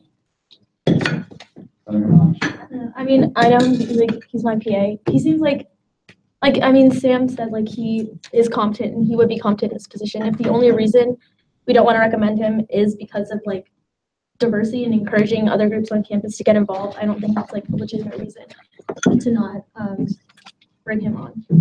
Senator Burgess. What President Rogers was saying was not to not confirm him because he's not a person of color. I think we're getting away from. I think what it is just he's encouraging for other positions because it is 30 positions and it's only 2 that we're confirming for the others to look for maybe diverse multicultural candidates that might want to apply for the position. But I don't think President Rogers is saying that he's not qualified or anything. I think he's saying that he is qualified, but for the other positions that are open, look for people that look like you, that look like me and Josh, that look like other person of color senators that are here. Senator Polinsky. Let me just I want to bring the conversation back to Brian and why I voted for him during CRP to go through. I think he's a very qualified candidate who has time on his hand. He knows how to manage his time, and he's interned before. He has experience in the real world, and he also is a PA for almost 30 freshmen who seek his help and seek his advice throughout the year in navigating their program and also just navigating freshman year in general. And from what I've heard from friends who are in PPL, he's done an excellent job in that role. And I just think that regardless of that conversation that we were having, I think we should just vote on him and get him into Senate, because I think the sooner rather than later that he's here, I think he'll be able to really help us advance our goals as a Senate. Other points of debate or discussion on the nominee? Seeing none, we'll move to vote. All those in favor of confirming Brian O'Connor to be Senator for the class of 2019, say yay. Yay. All those opposed, say nay. All right. So be confirmed.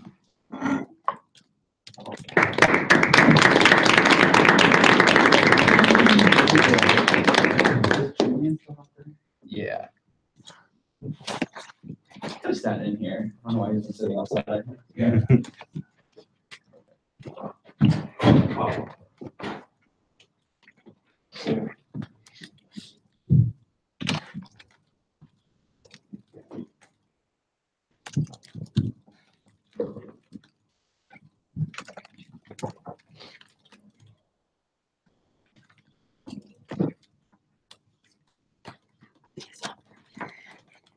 All right, where's yours?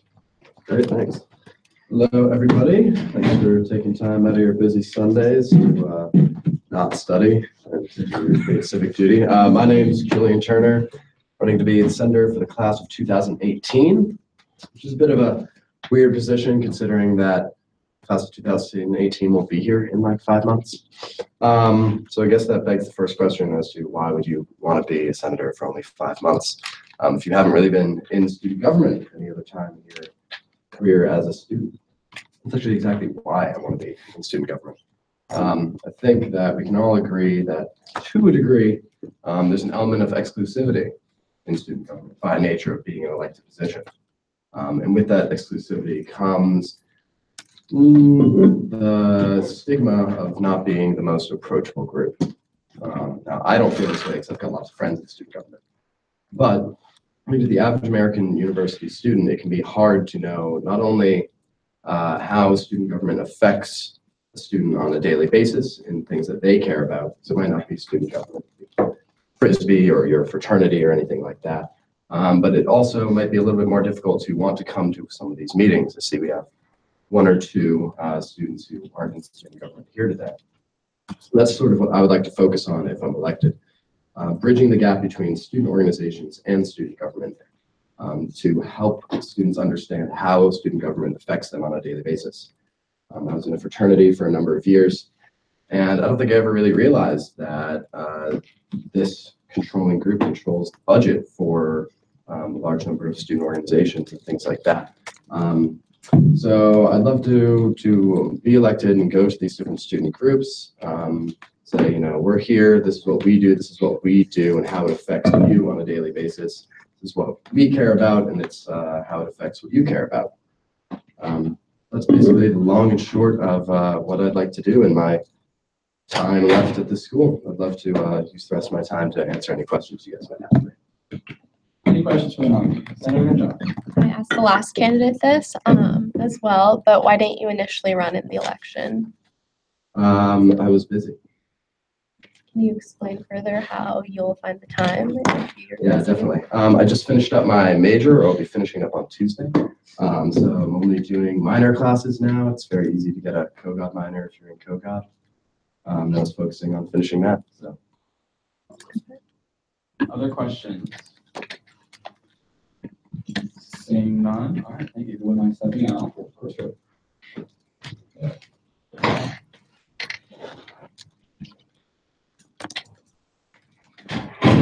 All right, points of discussion or debate on the nominee. Senator Chen. I think it's really important that we fill the class of 2018 seats. I think just a lot of times, because I think almost all seniors live off campus, they like don't have meal swipes. It's just like the representation for seniors isn't necessarily very strong in the Senate. I think it's really important that we fill the seats because like they also should have a voice for their class in terms of what they want to happen in the Senate. Other points of discussion or debate?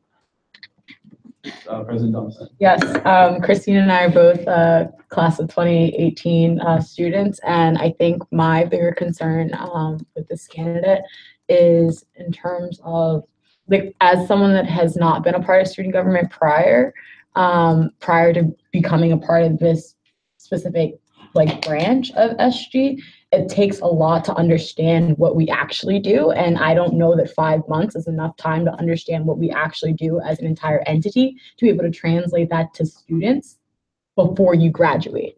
And that's just my perspective on that. I understand that class of 2018 has a lot of vacant seats, but I would strongly encourage senators not to just fill seats because they need to be filled, but because the people in the seats have the strengths and the skill set to fulfill that that duty and can do it well. As a student that would also be represented as a constituent in this situation, I like personally, like, I haven't engaged with a student before, and not saying that like just because I haven't doesn't mean that he's not qualified, but in just saying that like being a senior that has been involved in a lot of different student clubs and organizations in my time here. It concerns me that someone that's running for Senate as a class of 2018 representative has not been a very visible face, at least like in the communities that I represent, in the communities that I'm a part of. I haven't seen him before, and I haven't really engaged with him before. So like as a senior, that concerns me, because I would want someone that represents me to be well attuned to the different issues that are impacting other students like me. And I just haven't seen that in the past. So that was my only comment on that. Senator Nayar.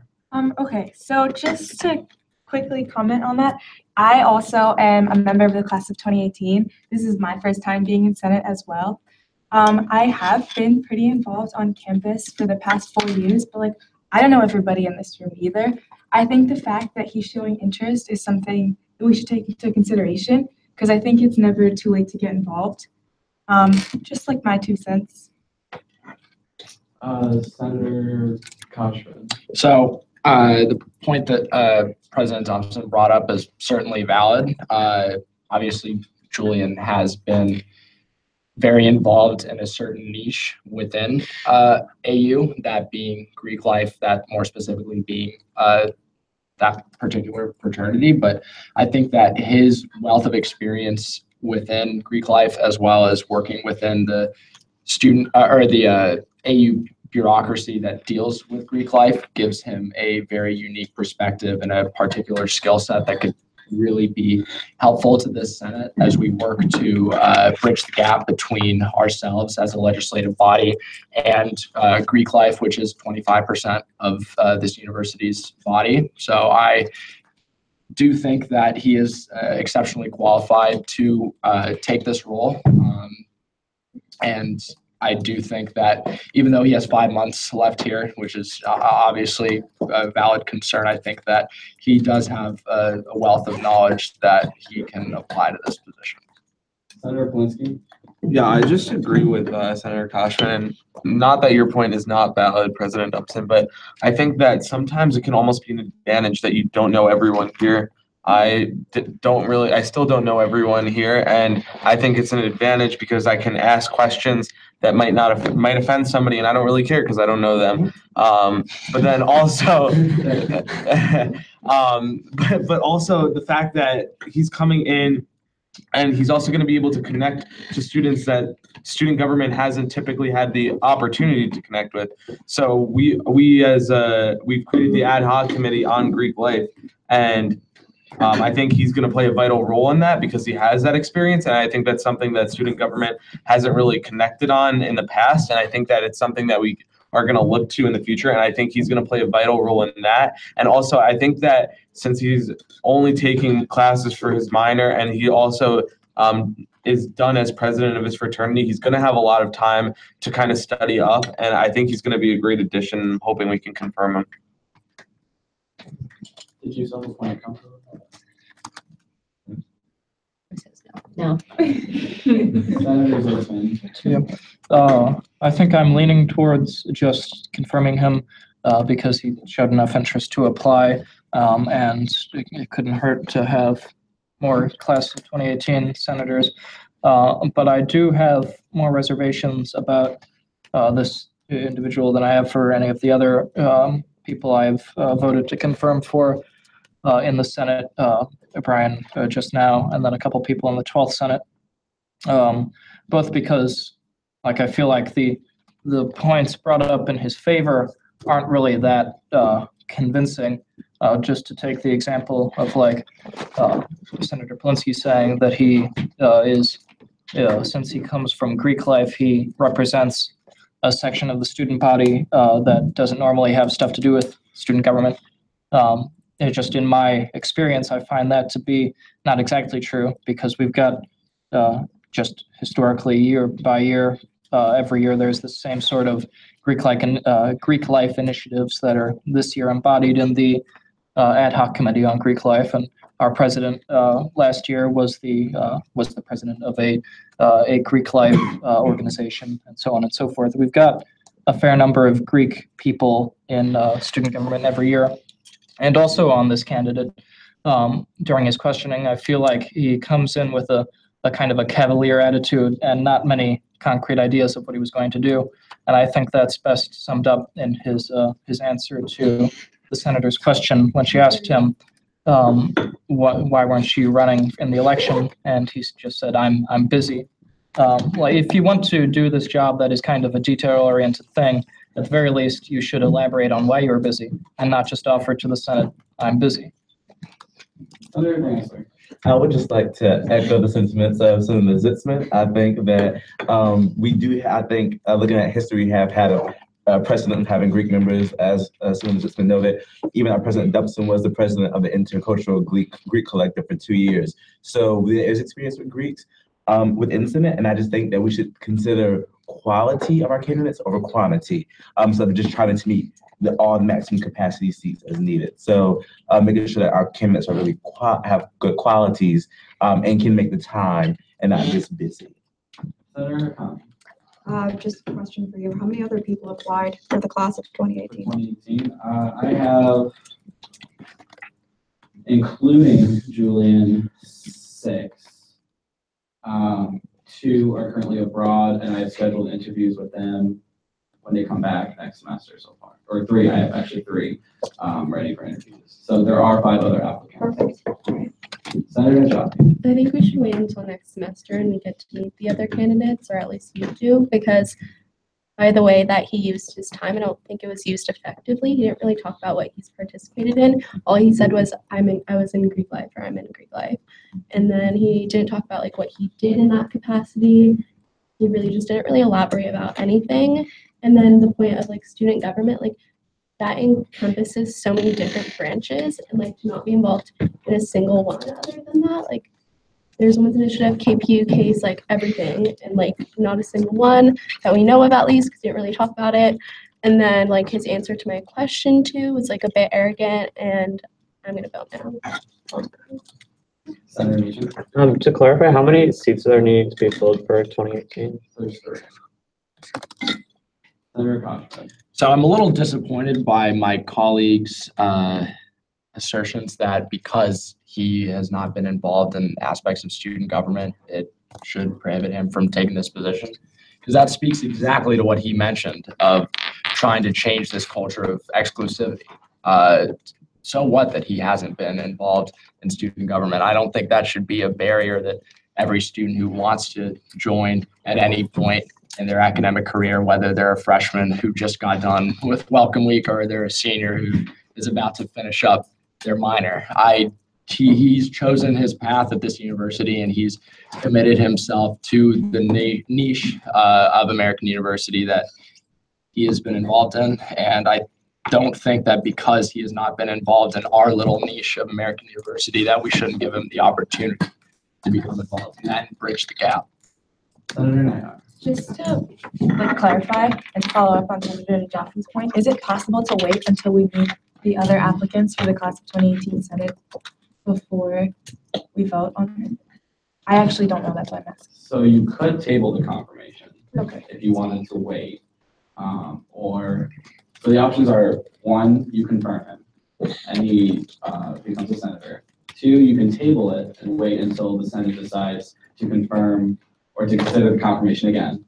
Or 3, you don't confirm him and then there's still 3 seats open with other applicants and I'll just go back to interviewing the other applicants and putting up other nominations.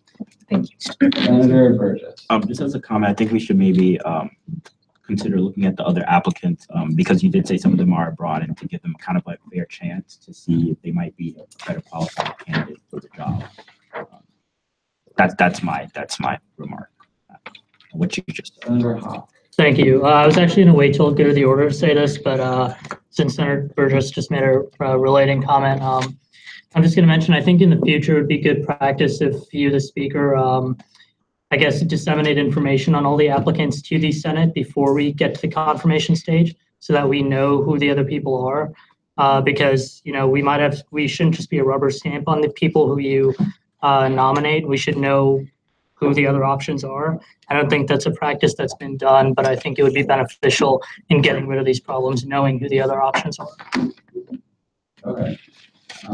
Senator Kenneth.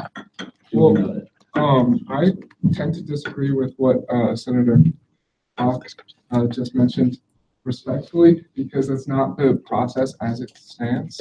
And the process is that the speaker reviews the applications, interviews ones, and then the people that the speaker believes are most qualified brings before the Senate for confirmation. And so that leads to my question for the speaker, which is comparing all of the applications that you did receive. You interviewed this candidate and then brought him to full Senate. So what about him did you see that you thought would be beneficial to this body? Yeah, so my original, based on his interview, he was a very good speaker, at least one-on-one. He gave great questions, great answers to the questions that I had about his time commitment, his experience.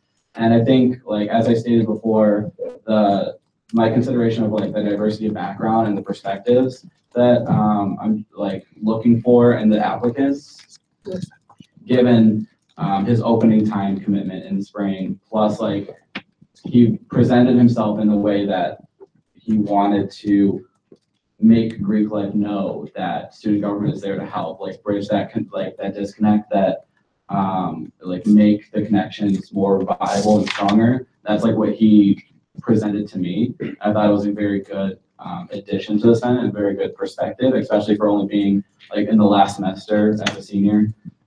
So that's where I came from that. But there are 5 other applicants to consider. Yeah, on that point of his experience and his experience not in student government, I would agree with what Senator Toshman said, that that is not a good disqualifier, because I believe a majority of the current Senate was senators first before they came from any other student government organization. But then Senator Toshman then connects that, saying that it demonstrates how important it is that this nominee has brought up proposals about making student government more connected to different parts of campus. And he did say that just very vaguely, but he did not provide, again, any ideas of how to do it, aside from his experience in his fraternity. And if we're looking at that fraternity in particular, that was the specific idea he brought up. I do believe that Senator Toshman is in the same fraternity. So if that is what his idea is, it's already kind of being accomplished. Other points of discussion or debate on the nominee? Is it a motion? Because if it's not, you've already spoken twice. Okay. Can I yield my time to Senator Nair? Not your time. Can I give her one of my 2? No, you have to suspend the rules. Can I motion to suspend the rules to allow Senator Nair to speak? Second. Is that? Second. Hold on, is that a motion to suspend the rules and grant additional speaking points to Yeah. people? Okay. To grant Senator Nayar unlimited additional points. And Senator Najafi, I don't know. Can we just do that? Can I motion for an unmoderated caucus? I object. I'll motion for a 5-minute unmoderated caucus to discuss. Second. There's a motion for a 5-minute unmoderated caucus. I object. Motion to vote. I second. Motion to table this confirmation. I don't even know if he's still out there.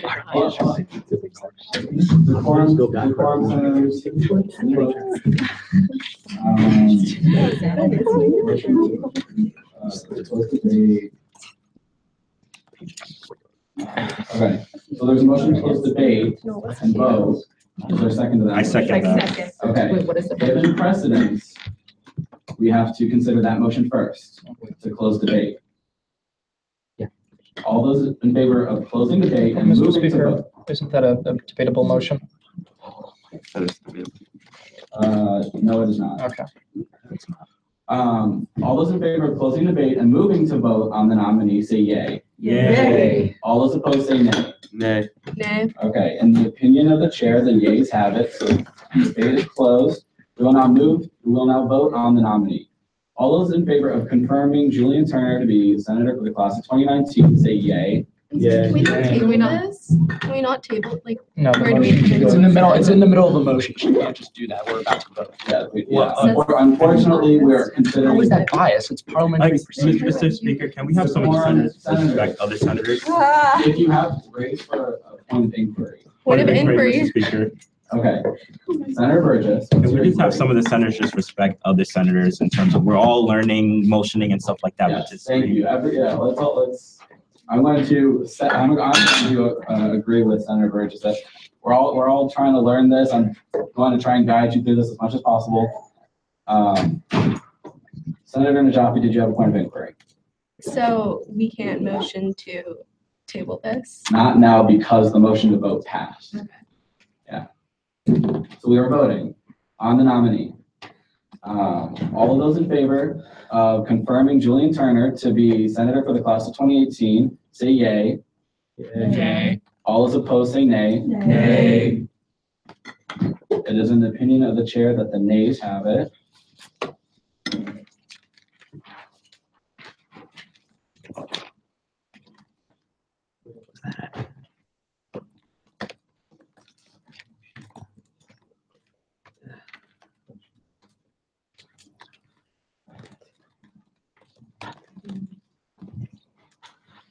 Sorry, Mr. Chairman. Unfortunately, did not receive the confirmation. That's all right.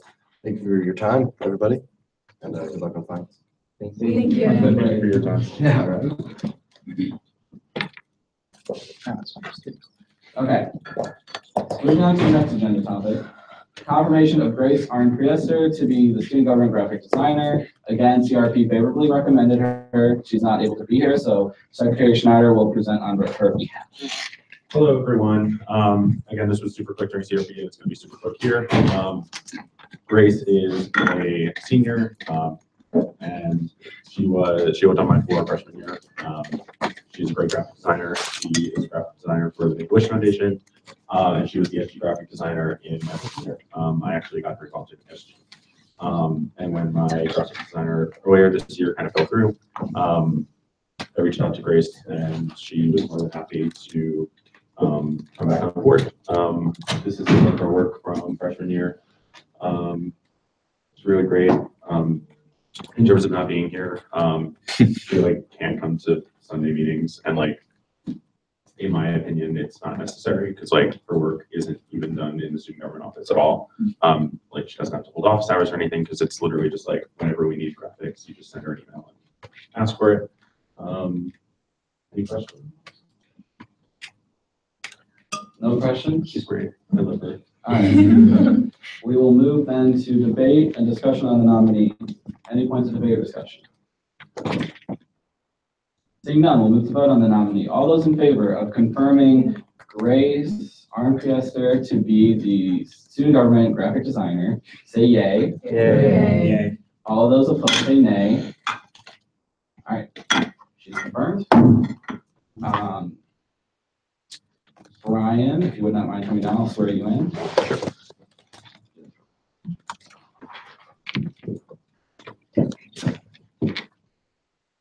All right. Repeat after me. I state your name, do solemnly swear. I, Brian O'Connor, do solemnly swear that I will diligently and faithfully that I will diligently and faithfully execute the duties and responsibilities of the office of Senator for the class of 2019. Of office of Senator for the class of 2019. That I will abide by the governing documents That I will abide by the governing documents of the student government. And that I will work to my fullest abilities that I will work to my fullest abilities to promote the interests and welfare to promote the interests and welfare of the students of American University. University. Congratulations. Thanks, Trevor. Thank you.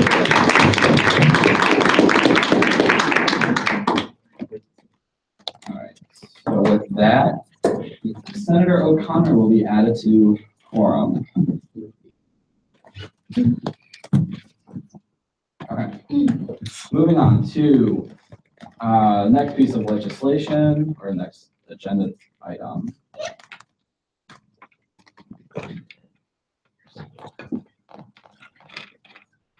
Secretary Schneider. I think, so this is just like a suggestion. Like I know that bills are gonna get referred to committee, but I think just in the interest of everyone's time, I think senators should consider potentially tabling all new business to the first meeting after the new year. I think this time can be spent more wisely than being in Senate. Like I know that we always have Senate the week before finals, and I know that there's like important stuff, but I think it would be useful to kind of cut this meeting a little short. All right, given that, the clerk will read the legislation by name and title. Bill 17-18-005, a bill to develop an AVID program at AU. All right. Will the sponsor wish to present? Sure. Do you want to go up or do you want to just sit here? Yeah, sure. I think it'll. All right. We will be limiting questions to 4 minutes or speeches to 4 minutes and questions to 4 minutes just because bills have to go through 2 readings. So any major questions, hold off until second reading. Thank you. All right. So I live in California. Senator Chen lives in California. Senator Agdeka lives in California. So AVID is really big in California, point being. And the purpose of AVID, we'll just go ahead and read background information to make things go a little bit faster. And I'll give you a quick history of my own experience with AVID and how much it's changed my life and the students I've worked with's lives. So do you want to do the first 2 paragraphs? Sure. AVID, or Advancement via Individual Determination, is a global nonprofit organization dedicated to closing the achievement gap by preparing all students for college and other post-secondary opportunities. Established more than 35 years ago with 1 teacher in 1 classroom, AVID today impacts nearly 1.5 million students in 46 states and 16 other countries and territories. Simply, AVID trains educators to use proven practices in order to prepare students for success in high school, college, and careers, especially students traditionally underrepresented in higher education, low income, first generation, minority, and students who just need a little more help academically. So AVID brings research-based strategies and curriculum to educational institutions in the elementary, secondary, and higher education. The AVID system annually provides 60,000 plus educators with training and methodologies that develop students' critical thinking, literacy, and math skills across all content areas throughout the entire campus in what we call a school-wide AVID. So most AVID students are underrepresented minorities. Statistically, about 50% are Hispanic, and only 20% of all school-age children are nationally are Hispanic. Nearly 19% are African American compared to the national average, which is 15.3% of school-age children, and 65.5% qualify for a free or reduced lunch program. Many of these students do not have college-going traditions in their lives. This therefore adheres to the first-generation problem we're talking more about on campus currently. So do you want to read these? So AVID is meant to teach skills and behaviors for academic success, provide intensive support with tutorials and strong like professor student relationships, create a positive peer group for students, like creating groups where students who are struggling with the same kind of issues, being a low-income student, being a first-generation student, being a minority student on campus, can kind of talk with each other and develop better strategies and develop a sense of hope for personal achievement gained through like hard work and determination, which is more just like the attitude aspect of AVID. Yep.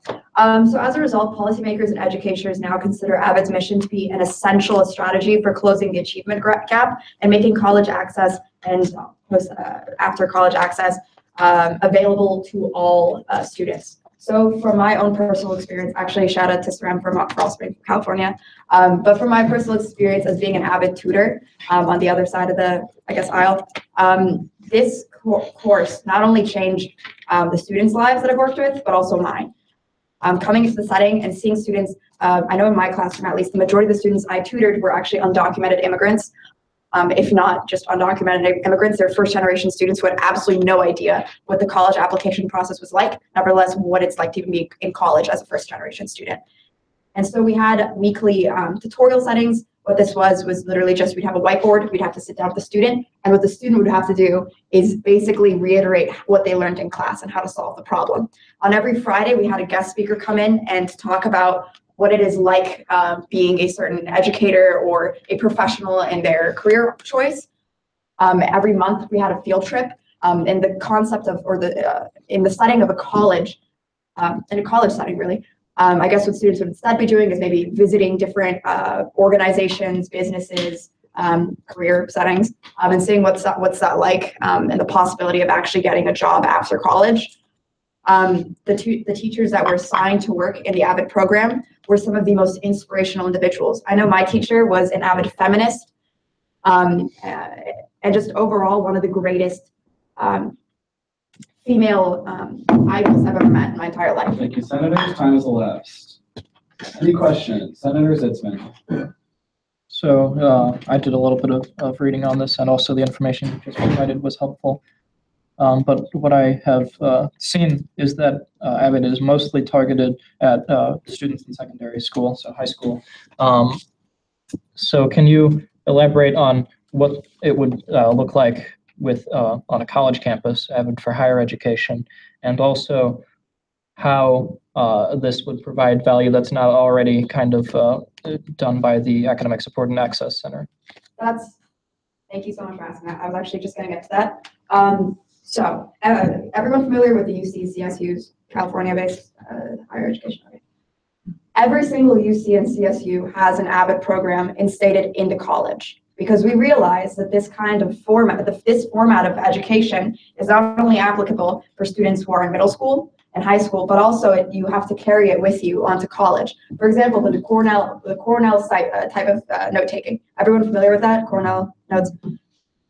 It just doesn't go away when you get into college, right? This is a helpful method of knowing how to really participate as a student in a classroom setting, how to organize the lecture, information that you obtain from sitting in the classroom. And that's only just one example. Also, in your the second part of your question about the Academic Resource Center, this provides students with a family. Sounds, I guess, cliche, but when you're surrounded with students who are in the same boat as you, who are dealing with the same difficulties as you are, who understand where you're coming from, it actually gives you motivation statistically to do better, to strive for more, to try to break all barriers that are stereotypically placed on you. So this entire program is designed in its core to really elevate your position as a minority, first generation, undocumented student. If I could actually add on to that. Sure. Okay, so we have I don't know if you guys are familiar, we have programs like University College, we have AUX, which is going to be mandatory, but obviously AUX is not specifically targeted towards low-income, first-generation minority students. It's going to be mandatory for all students. So we've talked a lot in the ad hoc for diversity, or the Special Committee on Diversity and Inclusion, about how the AUX curriculum needs to be more, it needs to include more resources for first-gen or low-income students, and I think this is a really good way to address that without making AUX something that is not going to be helpful to all students who are taking it. Yeah, that's pretty much. Senator Depa. I was just wondering, specifically on section B, subsection 3, that there was just, if you forgot one more initiative in there, because there's 3 initiatives in the Avid College Readiness System, specifically for Avid for higher education, answering Senator Sitzman's point, that Avid does has a section for higher education, specifically for college students, and it's specifically the Career and Technical Workforce Initiative, and I was just wondering if you forgot that, or if it was. Sorry, can you say the section? It's the section B, subsection 3, and it covers the, I think it states where it says Avid 11 essentials, and yeah, and so yeah, and there it like it's supposed to be covered by also the another initiative, which is the Career and Technical Workforce Initiative, which is also stated in Avid. I was just wondering if you just forgot or. This is, again, all the technicalities, we're hoping at least will be settled out in the committee meeting. This is a general outline. Honestly, we made it a little bit more condensed just because we wouldn't want everyone just reading a 15-page, right? That's something that we can actually hammer out during the actual committee meeting. But this gives you an overview of what kind of technicalities our college students would be focusing on, given the context of this program. Senator Hawk.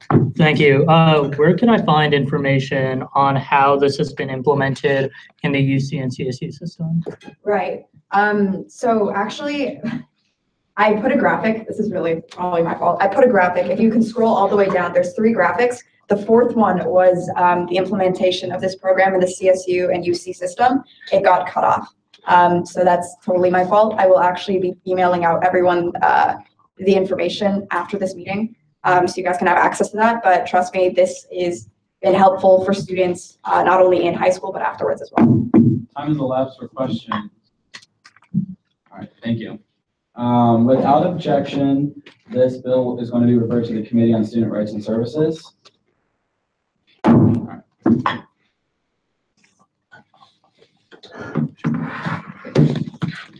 right, we will now move on to the next agenda item. The clerk will read the legislation by name and title. Is that, yes, Senator Nancy? Point of inquiry, the directive, is that on the agenda or will it be discussed? If you want to add anything new, then that would be a motion to amend the agenda. Or to add to new business. Yes, okay, can I make a motion to add the directive onto, before we read this? The next one? Yeah, that's one. So, right here. Sure. All right, there's the motion to add directive 1718-002. I sent it all in an email earlier before, or like right at the start of the meeting.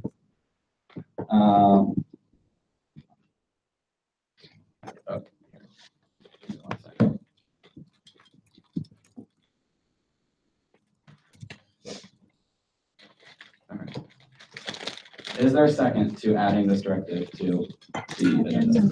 Second. I have a point of inquiry. Do directives have one reading or do they go to a committee? Okay. And then, so this wouldn't need to go to the finance committee? Okay. Okay. Trevor? Yes. Can I motion to add my resolution if it's not there already on the agenda? After the consideration of this one. Okay, so. I have another point of inquiry, if you don't mind. Just in general, is this sort of financial transfer normally done through a directive or a bill? Just historically? A directive, because it deals with restricted. Okay. Okay. So there's been a second for the motion to add this to the agenda. Is there any points of debate on adding this to the agenda?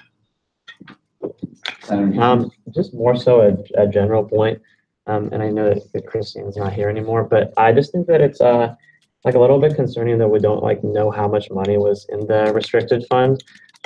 It's like, I don't know, I'll probably send her an email, but like, honestly, that should be something that like should be on a Google Doc and like available to everyone, including the public, because it makes it like hard to make a decision like this where obviously they need all the money and like it's a really cool event, but it's like it's like, what if we need money for other stuff and we don't know how much money we have left in there? So, Fair. question mark. I'm not sure if, I don't know what the financial rules are on restrict, whether or not that can be available or not. That's the thing. So, may I speak again? Why wouldn't that be available? I don't see why we need to have this like a secret number, you know, if it wasn't allowed to be shared. Because we're collecting this money from the students, like as part of their tuition, as you know, like the extra part. And it's like going towards clubs and school activities. So, and I feel like budget transparency, that's like the biggest thing that we're able to do is allocating money, in my opinion. And so I think that's something that needs to be a little bit more transparent. That's definitely a question for Christine and. Yeah, I'll message her. Any discussion on adding this to the agenda? Seeing none, we move to vote. This requires a 2/3 majority. All those in favor of adding this to the agenda, say yay. Yay. All those opposed, say nay. Okay. So now we'll move to this next piece of legislation. The clerk will read the name of the legislation by name and title. Directive 17-18-002, a directive to move money into founders. Will the sponsor like to speak on this? Yeah, I'll be brief. I think we had a great presentation from Founders Day Director Demi and Vice President Solomon himself, who just discussed about the need for this. Even us who were at retreat, we heard about the continuation of each year this plea from Founders Day requesting for more money. So this is just a directive that seconds what Vice President Self said, in that they want this amount of money. If they can't get this amount of money, they will take as much as they can, just so that we can ensure a great time at Founders and to continue the tradition and precedent before it. And then also at the end, just has a little, therefore, for the Finance Committee to consider, you know, when they're doing this bit, doing the budget next year, to consider increasing the Founders Day budget. So this is, it's self-explanatory. It just seconds everything that was brought to the attention earlier with Founders Day Director Demi and Vice President Self. Perfect. Any questions for the sponsor? Senator Depo? I was just wondering if the therefore be enacted that 50,000 be moved from the directive account, if that actually conveys what you're saying. Is when we understand that there's only a certain amount of money that we can pull out before it becomes closed to the account. And by saying that in the wording there, how I see it is that it will be 50,000 pulled no matter how much is there in account, not to the limit that we have or what we can pull out. I was wondering if that can be worded in a sense so that we can pull out so much so that the account doesn't get closed.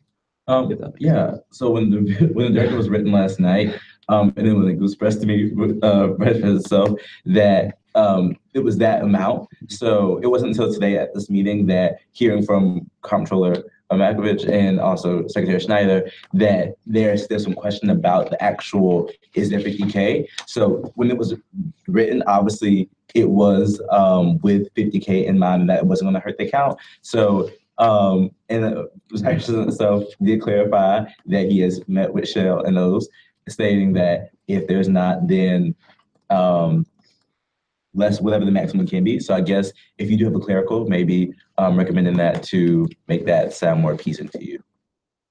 Other questions for the sponsor? Senator Zitzman. In that first same enactment clause, when it says the directive account, do you mean the restricted account? At least that's the version I have in my email. I don't know if that's, yeah, that's on the screen. 50,000 be moved from the. Thank you. Can I make a motion? Still questioning. Okay. Still questioning. Any further questions? All right, seeing none, we'll move to discussion on the directive. Floor is open to debate or discussion. Any points? Senator Hawk. Thank you. Just as a point that everyone should note is that it might be best, as Secretary Schneider recommended, to table this directive because if we approve this, we literally will not know how much money is going to be left in the restricted account, and that could affect our ability to write future directives on taking money from that account. So just something to note. I'd like to make a motion. Can I make a motion now to amend it? Yeah. Okay, I'd like to make a motion to change the wording from therefore it be enacted to that 50,000. I'd like to add therefore it be enacted that a maximum of 50,000 can be moved. Maximum of 50,000 can be moved. Yeah. And then also whatever you want. Directive should change to restricted. Yeah, the word directive changed to restricted. Is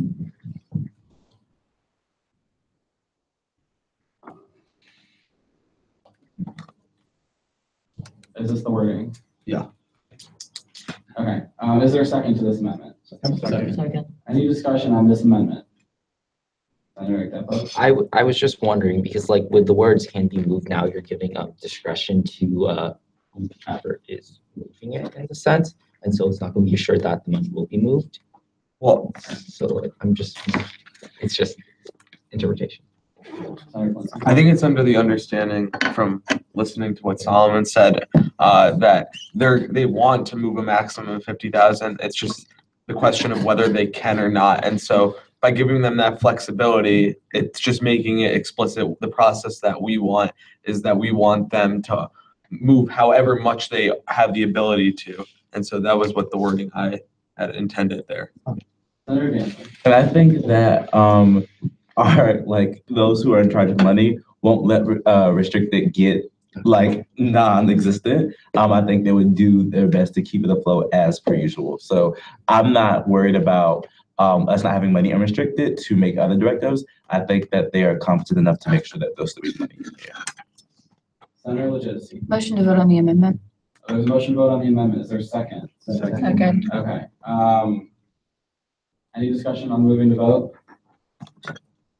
Senator Hawk. Yeah, I don't know. I still think it's better to table, but of course, I'm just 1%.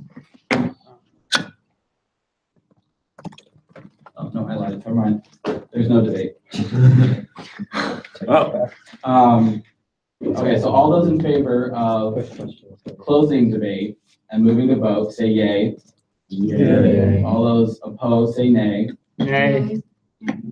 So it's in the opinion of the chair that the yeas have it. So debate is now closed.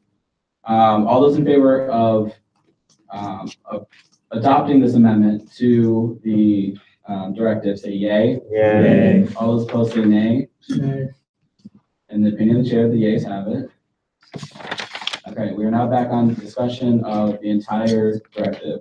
Senator Polinsky. I just want to say, I'm pretty sure that in the bylaws or one of the governing documents that restricted has to have a minimum of 25,000 in it at all times. So even if they do take 50,000, it's not like the bank account's going to be depleted. There's still going to be 25,000 there, and I'm sure there'll be more after we go through our budget process for this fiscal year. So I don't think it's that alarming that we are moving this amount of money. And trust me, because I was the one who brought up the original concern at the Senate retreat, if anyone was there, to Solomon, saying we don't even know where the venue is. But after talking with him, I've seen that there's like a lot of transparency, and I also feel like they're reducing their costs a lot, and they need this money. And just the fact that they're getting more people to go than have gone in previous years for a cheaper cost, I think they should be commended and rewarded with this money being moved from restricted.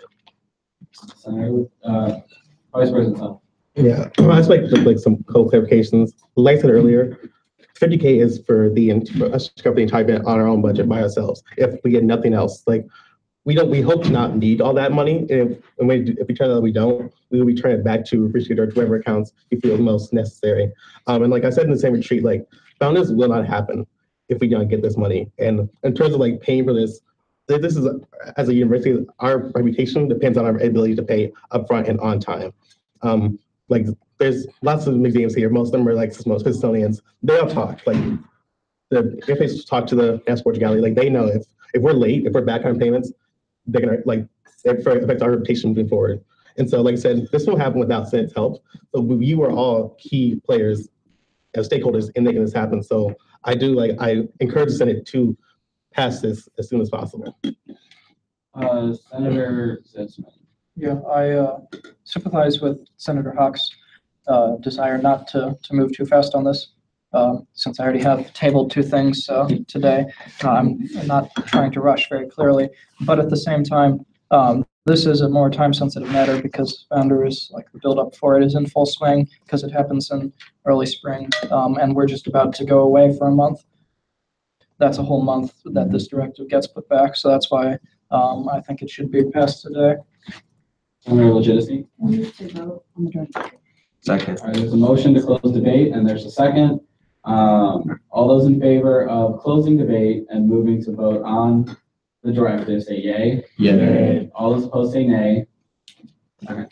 We'll now move to vote on the directive, which requires a 2/3 vote. All those in favor of adopting the directive, say yay. Yay. All those opposed, say nay. The directive is adopted. Okay.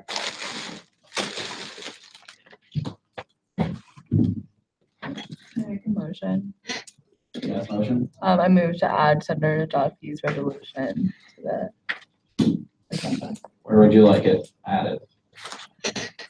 Next. Is there a second? Second. There's a second.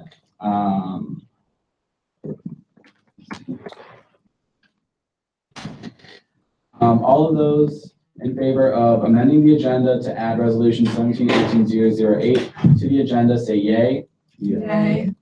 All those opposed, say nay. Okay, the ayes have it.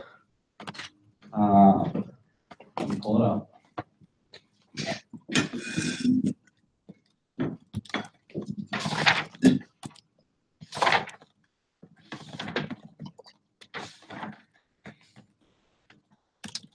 Okay, will the sponsor or sponsors like to speak? Yeah, I can go really quick. We already talked about it last week because that's when I introduced it as a bill. And so I don't really need to go over it much other than just saying that this is just us laying out what this program has done and the experiences it's built and how great it is. And then at the end, it's just pretty much after I talked to my professor about this week, she was just saying that the school is willing to do this, but the Department of Corrections has to build a relationship with AU for them to allow this program because it was previously done through Howard University. Stab at building this relationship because GW and Georgetown have gone to the Department of Corrections before and have been denied. And so this is just saying that AU takes a step towards reaching out and providing the resources and partnerships necessary to carry out this program. Perfect. Any questions for the sponsor? Seeing none, we will move to discussion on the resolution. Any points of debate or discussion? Senator Zitzman.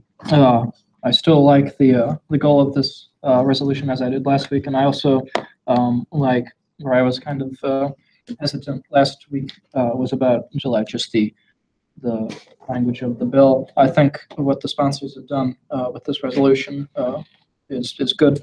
Double thumbs up. So of course I'll be voting for it. Senator Adams.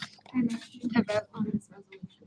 All right, there's a motion to close debate. Second. And there's a second. All those in favor of closing debate to vote on the resolution say yay. Yay. All those opposed say nay. All right, now we're voting on the resolution to adopt it. All those in favor say yay. Yay. All those opposed say nay. All right. Perfect. Moving on.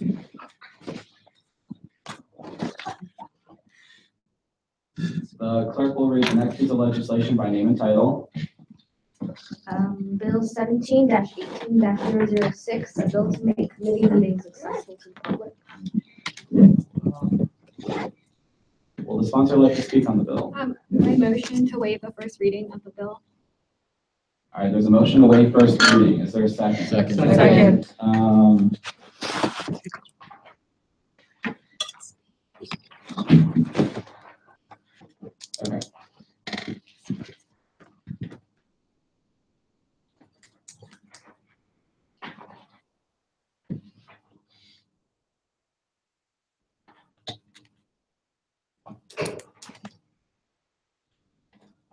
Okay, so given a second, we will move to a period of debate without objection. Is there any discussion on waiving first reading? Senator Zitzman. I just don't know why we need to waive first reading, because if we don't, it'll be referred to a committee and then come up, so I guess at the first meeting of the spring 2018 semester, and then get voted on then. So if this were to be adopted, then the only difference in terms of the committee publicization would be during that first week of the new semester, when this would be in a committee.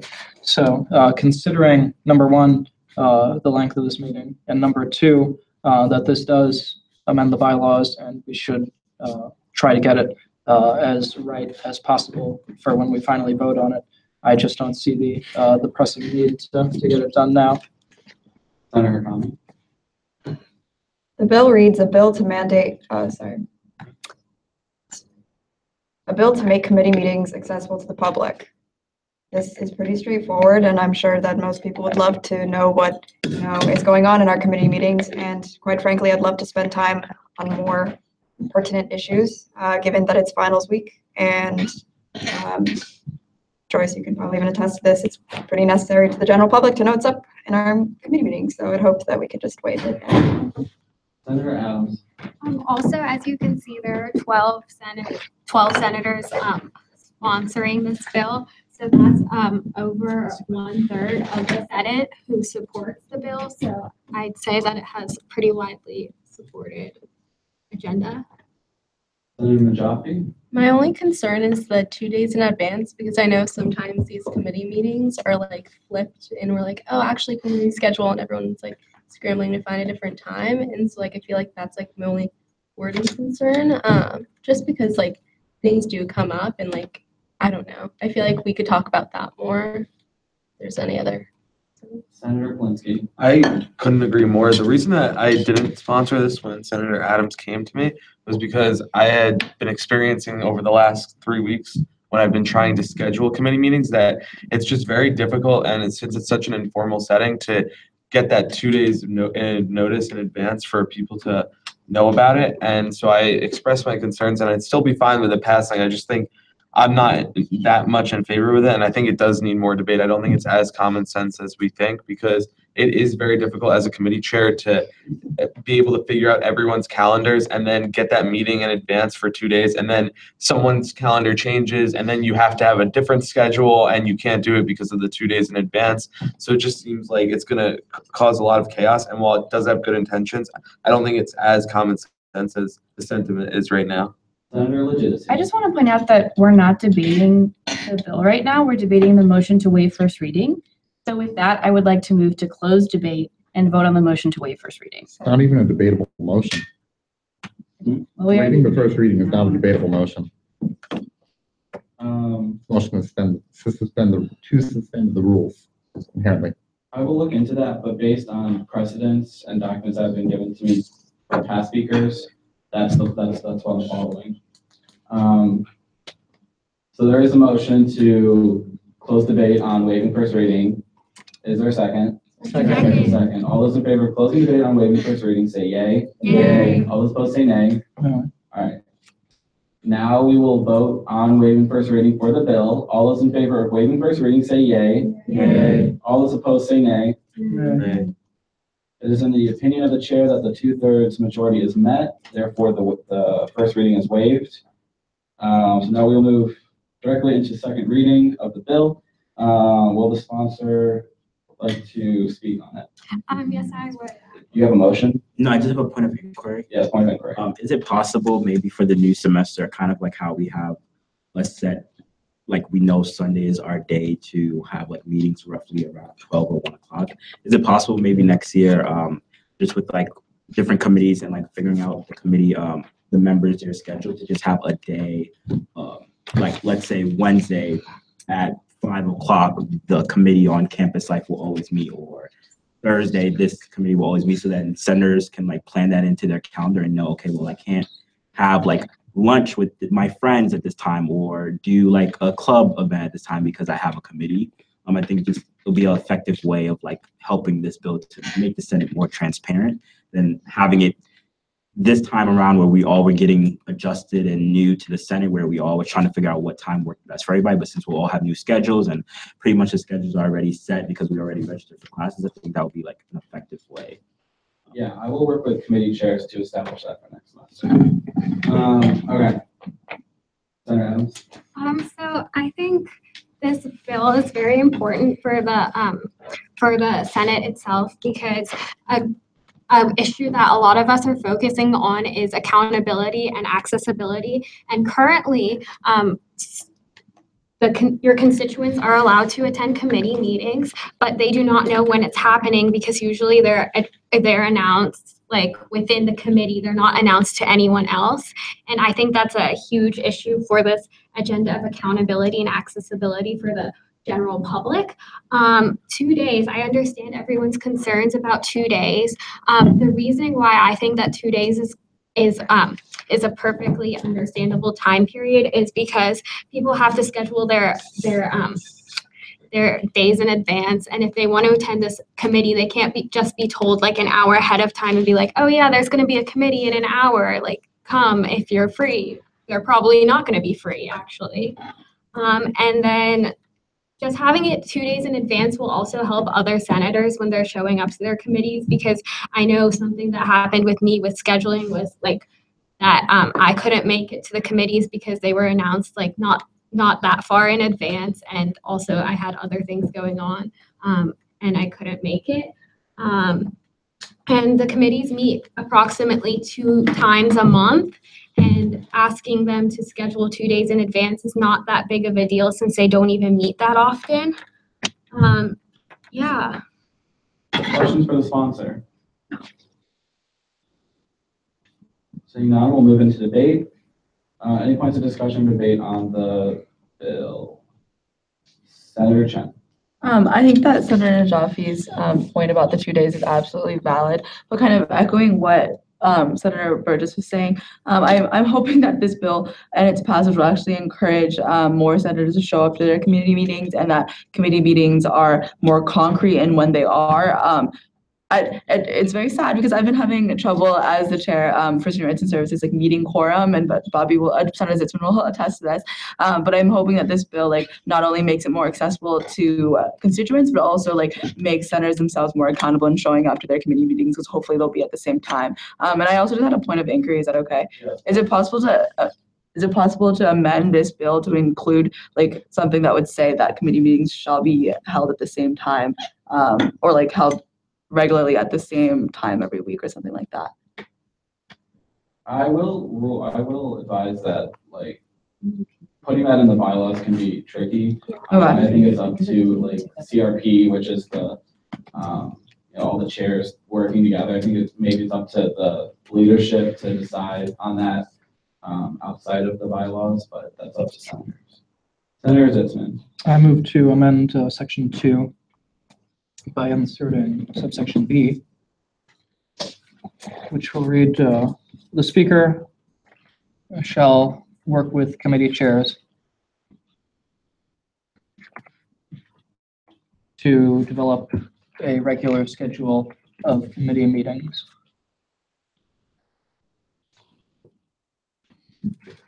Is that the wording you wish to see?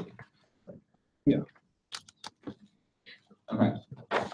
Is there a second to this amendment? Second. All right, seeing second. Any points of debate or discussion on the amendment? Senator Zitzman. Yeah, my only reason for wanting to not waive first reading on this, and maybe kind of ambivalent about the bill in the first place, was the 2 days logistical problem. But I feel like that's not a reason for the full Senate, because we always know when we are going to meet. So if we do have what Senator Burgess suggested, and have these regular meetings, that would eliminate my concern with the bill. And if this amendment passes, I think I will vote to adopt the entire piece. Senator Legitimacy.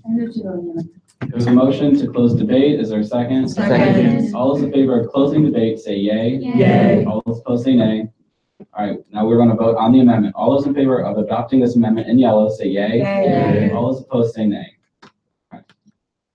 We're now back to the consideration of the full bill. Senator Polinsky. I'd like to make a motion to add a subsection 2, I guess, to under A, that would read that. Senator, I will advise that this changes the bylaws, so you have. Oh, is this a bylaw change the entire thing? Yes. Okay. Changes the bylaws, so you would have to look at what the current reading of subsection 2 is, and then change it as necessary. Wait a minute, inquiry then. I withdraw the last motion.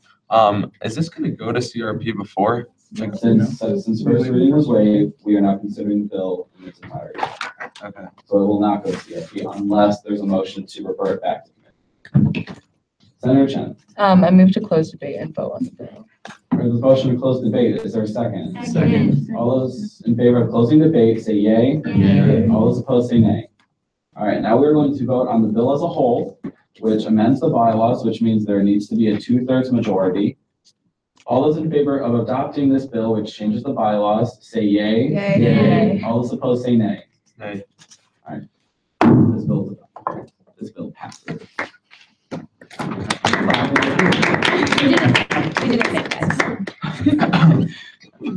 Stressful. Okay, we will now move on to the next agenda item.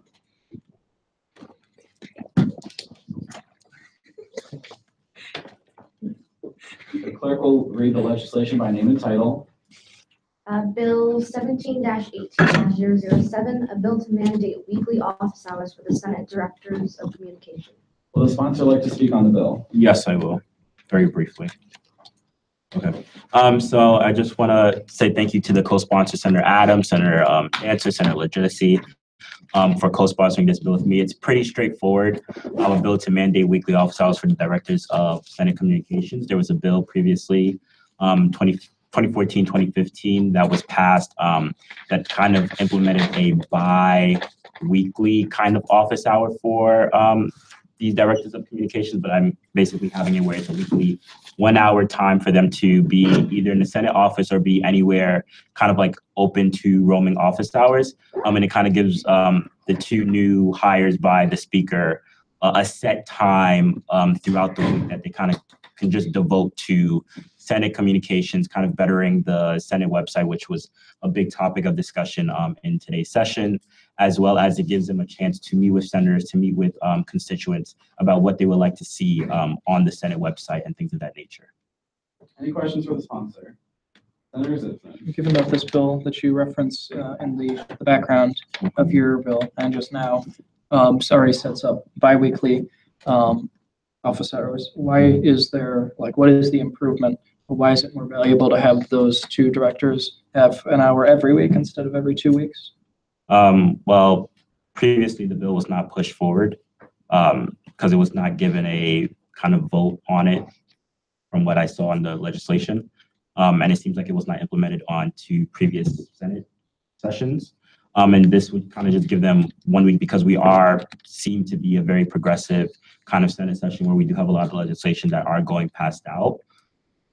So to have them have that 1 hour of just devoting their time would just be effective than having it kind of like a bi-weekly, where they kind of might get lost in transition or they get overwhelmed with schooling and things of that nature. Other questions for the sponsor? All right, seeing none, without objection, this bill will be referred to the Committee on Accessibility, Transparency, and Accountability, given that it deals with internal reform. All right. Can I move to table like the new business and the old business for the sake of finals, and that none of the like agendas necessarily super pressing? Like we're gonna be gone for a month after this. Like we can do this. So there's a motion to table The new bill. everything else. Pretty much, except for public comment, go to the order. Yeah. So, let's see. So there's a motion to table the resolutions and new business, the policy book, and then the bills and old business. Is there a second? Second. There's a second.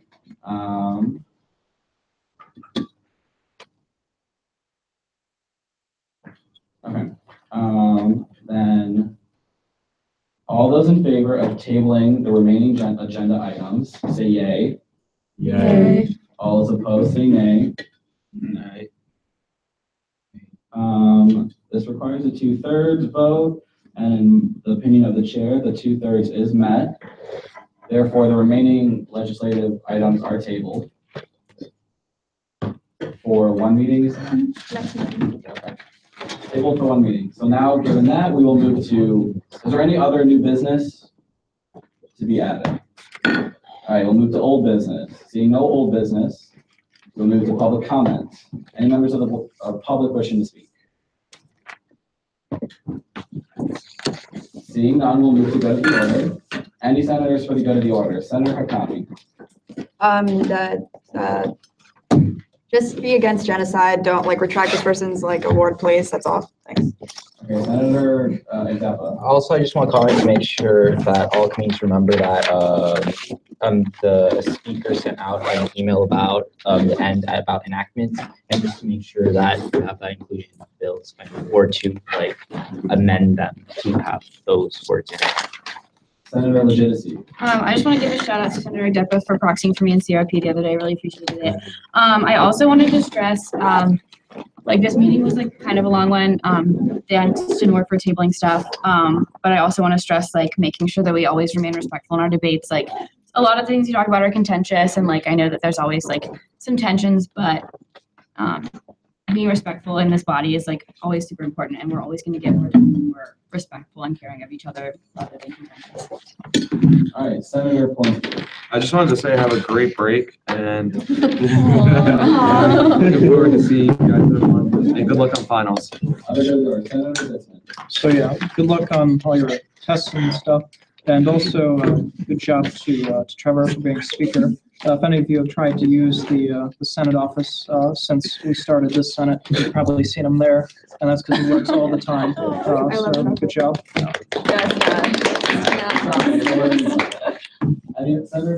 Very quick. Just like to say I had a lot of fun with you guys last night at the Senate party. So. I second that.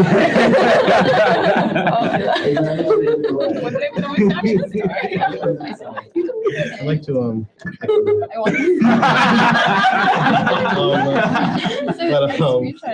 want to thank the Senate for passing the directive for founders. It's a very, very big event, and we're very excited about. So stay tuned about it in the upcoming months. Also, if you have any other concerns or questions, please let me know. I mean, I want to be transparent as possible with you about what we're doing in programs. We do get a lot of money, a lot of big things, moving parts. So please, like, if you have any questions, please let me know. I'd be happy to sit down and talk to you and tell you what I can. Yeah, real quick. Okay, so on the resolution that I didn't get to, it was about retracting the honorary award of somebody who's actually like allowing or being like very complacent in the face of genocide. I'm planning to kind of formulate some sort of scholarship for students who are refugees attending AU or have parents who are survivors of refugee crises. If you're interested, hit me up. Honestly, let's get as many people on it as possible to make it happen. It's kind of very upsetting that we're even recognizing somebody who is chill with a religious minority being persecuted. So. All right. So good luck with finals. Have a great break. And as you know, we have a lot of legislation to consider next meeting, but don't stop writing legislation. Y'all have overwhelmed me already, but I want to keep being overwhelmed, right? So keep writing legislation. I will be available to like talk or whatever over break. If no more go to the order, we are adjourned. I really love this trash guy. Kind of left a little raised.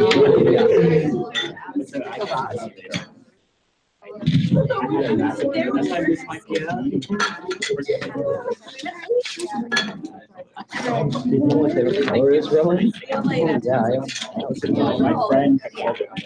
I'm trying to make like one because I thought we were gonna vote on that bill. Oh, yeah, I know, yeah, no. Yes. Where do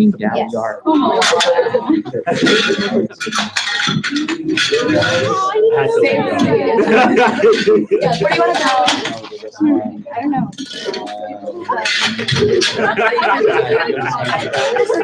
A lot of legislation. You didn't come last night. I know. I thought did you ask me if I was fantastic? Hey, Solomon. If you asked me, I would have gone. I don't recall. I don't. So my name is Sophia. I just wanted to ask you a question about Delta Phi Epsilon. I know you're in a fraternity, but I'm considering recruitment for the spring for the students. I'm not sure if you have any lines of communication with them. Do you happen to know when they start their recruitment process? So it's not formal like the social Greek life. So you don't need to sign up or anything, come early. Usually it starts around like I'd say maybe like mid to late February. Oh, okay. But those they have sessions that they publicize like meetings. I know a lot of sisters. So if you ever want, like, I can put you in touch with one of them or Okay. any of them. Oh no, I've just been like stalking their Facebook pages, trying to like figure out when they start stuff because I went to like their tables like in the beginning of the semester, but I haven't seen anything yet about spring recruitment. Yeah. So I just wanted to ask you if you knew anything, but I'll definitely try to stay updated and if I could definitely get like a contact at some point. Yeah, Yeah. definitely. Thank you so much. You're welcome. Some, I mean, obviously there are some things that haven't been done before, so I was like, oh shoot. But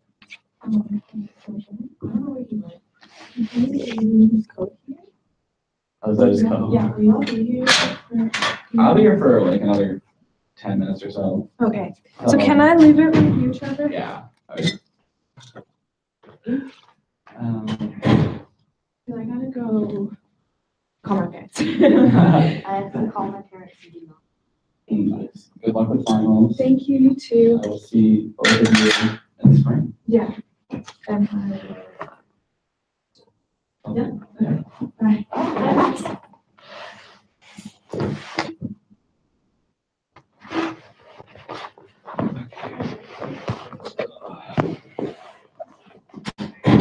Do you have a lot of finals? No, thankfully, I have two papers due Tuesday, and final Wednesday, and I'm done. So it's not that bad. What about you? I have one tomorrow. I have a paper due on Tuesday and a final Tuesday night. And then I have two on Saturday. Oh my gosh, is it here for a whole nother week? Yeah. Yikes. I don't mind it because like I have French and no politics on Saturday, and at least I'll have time to like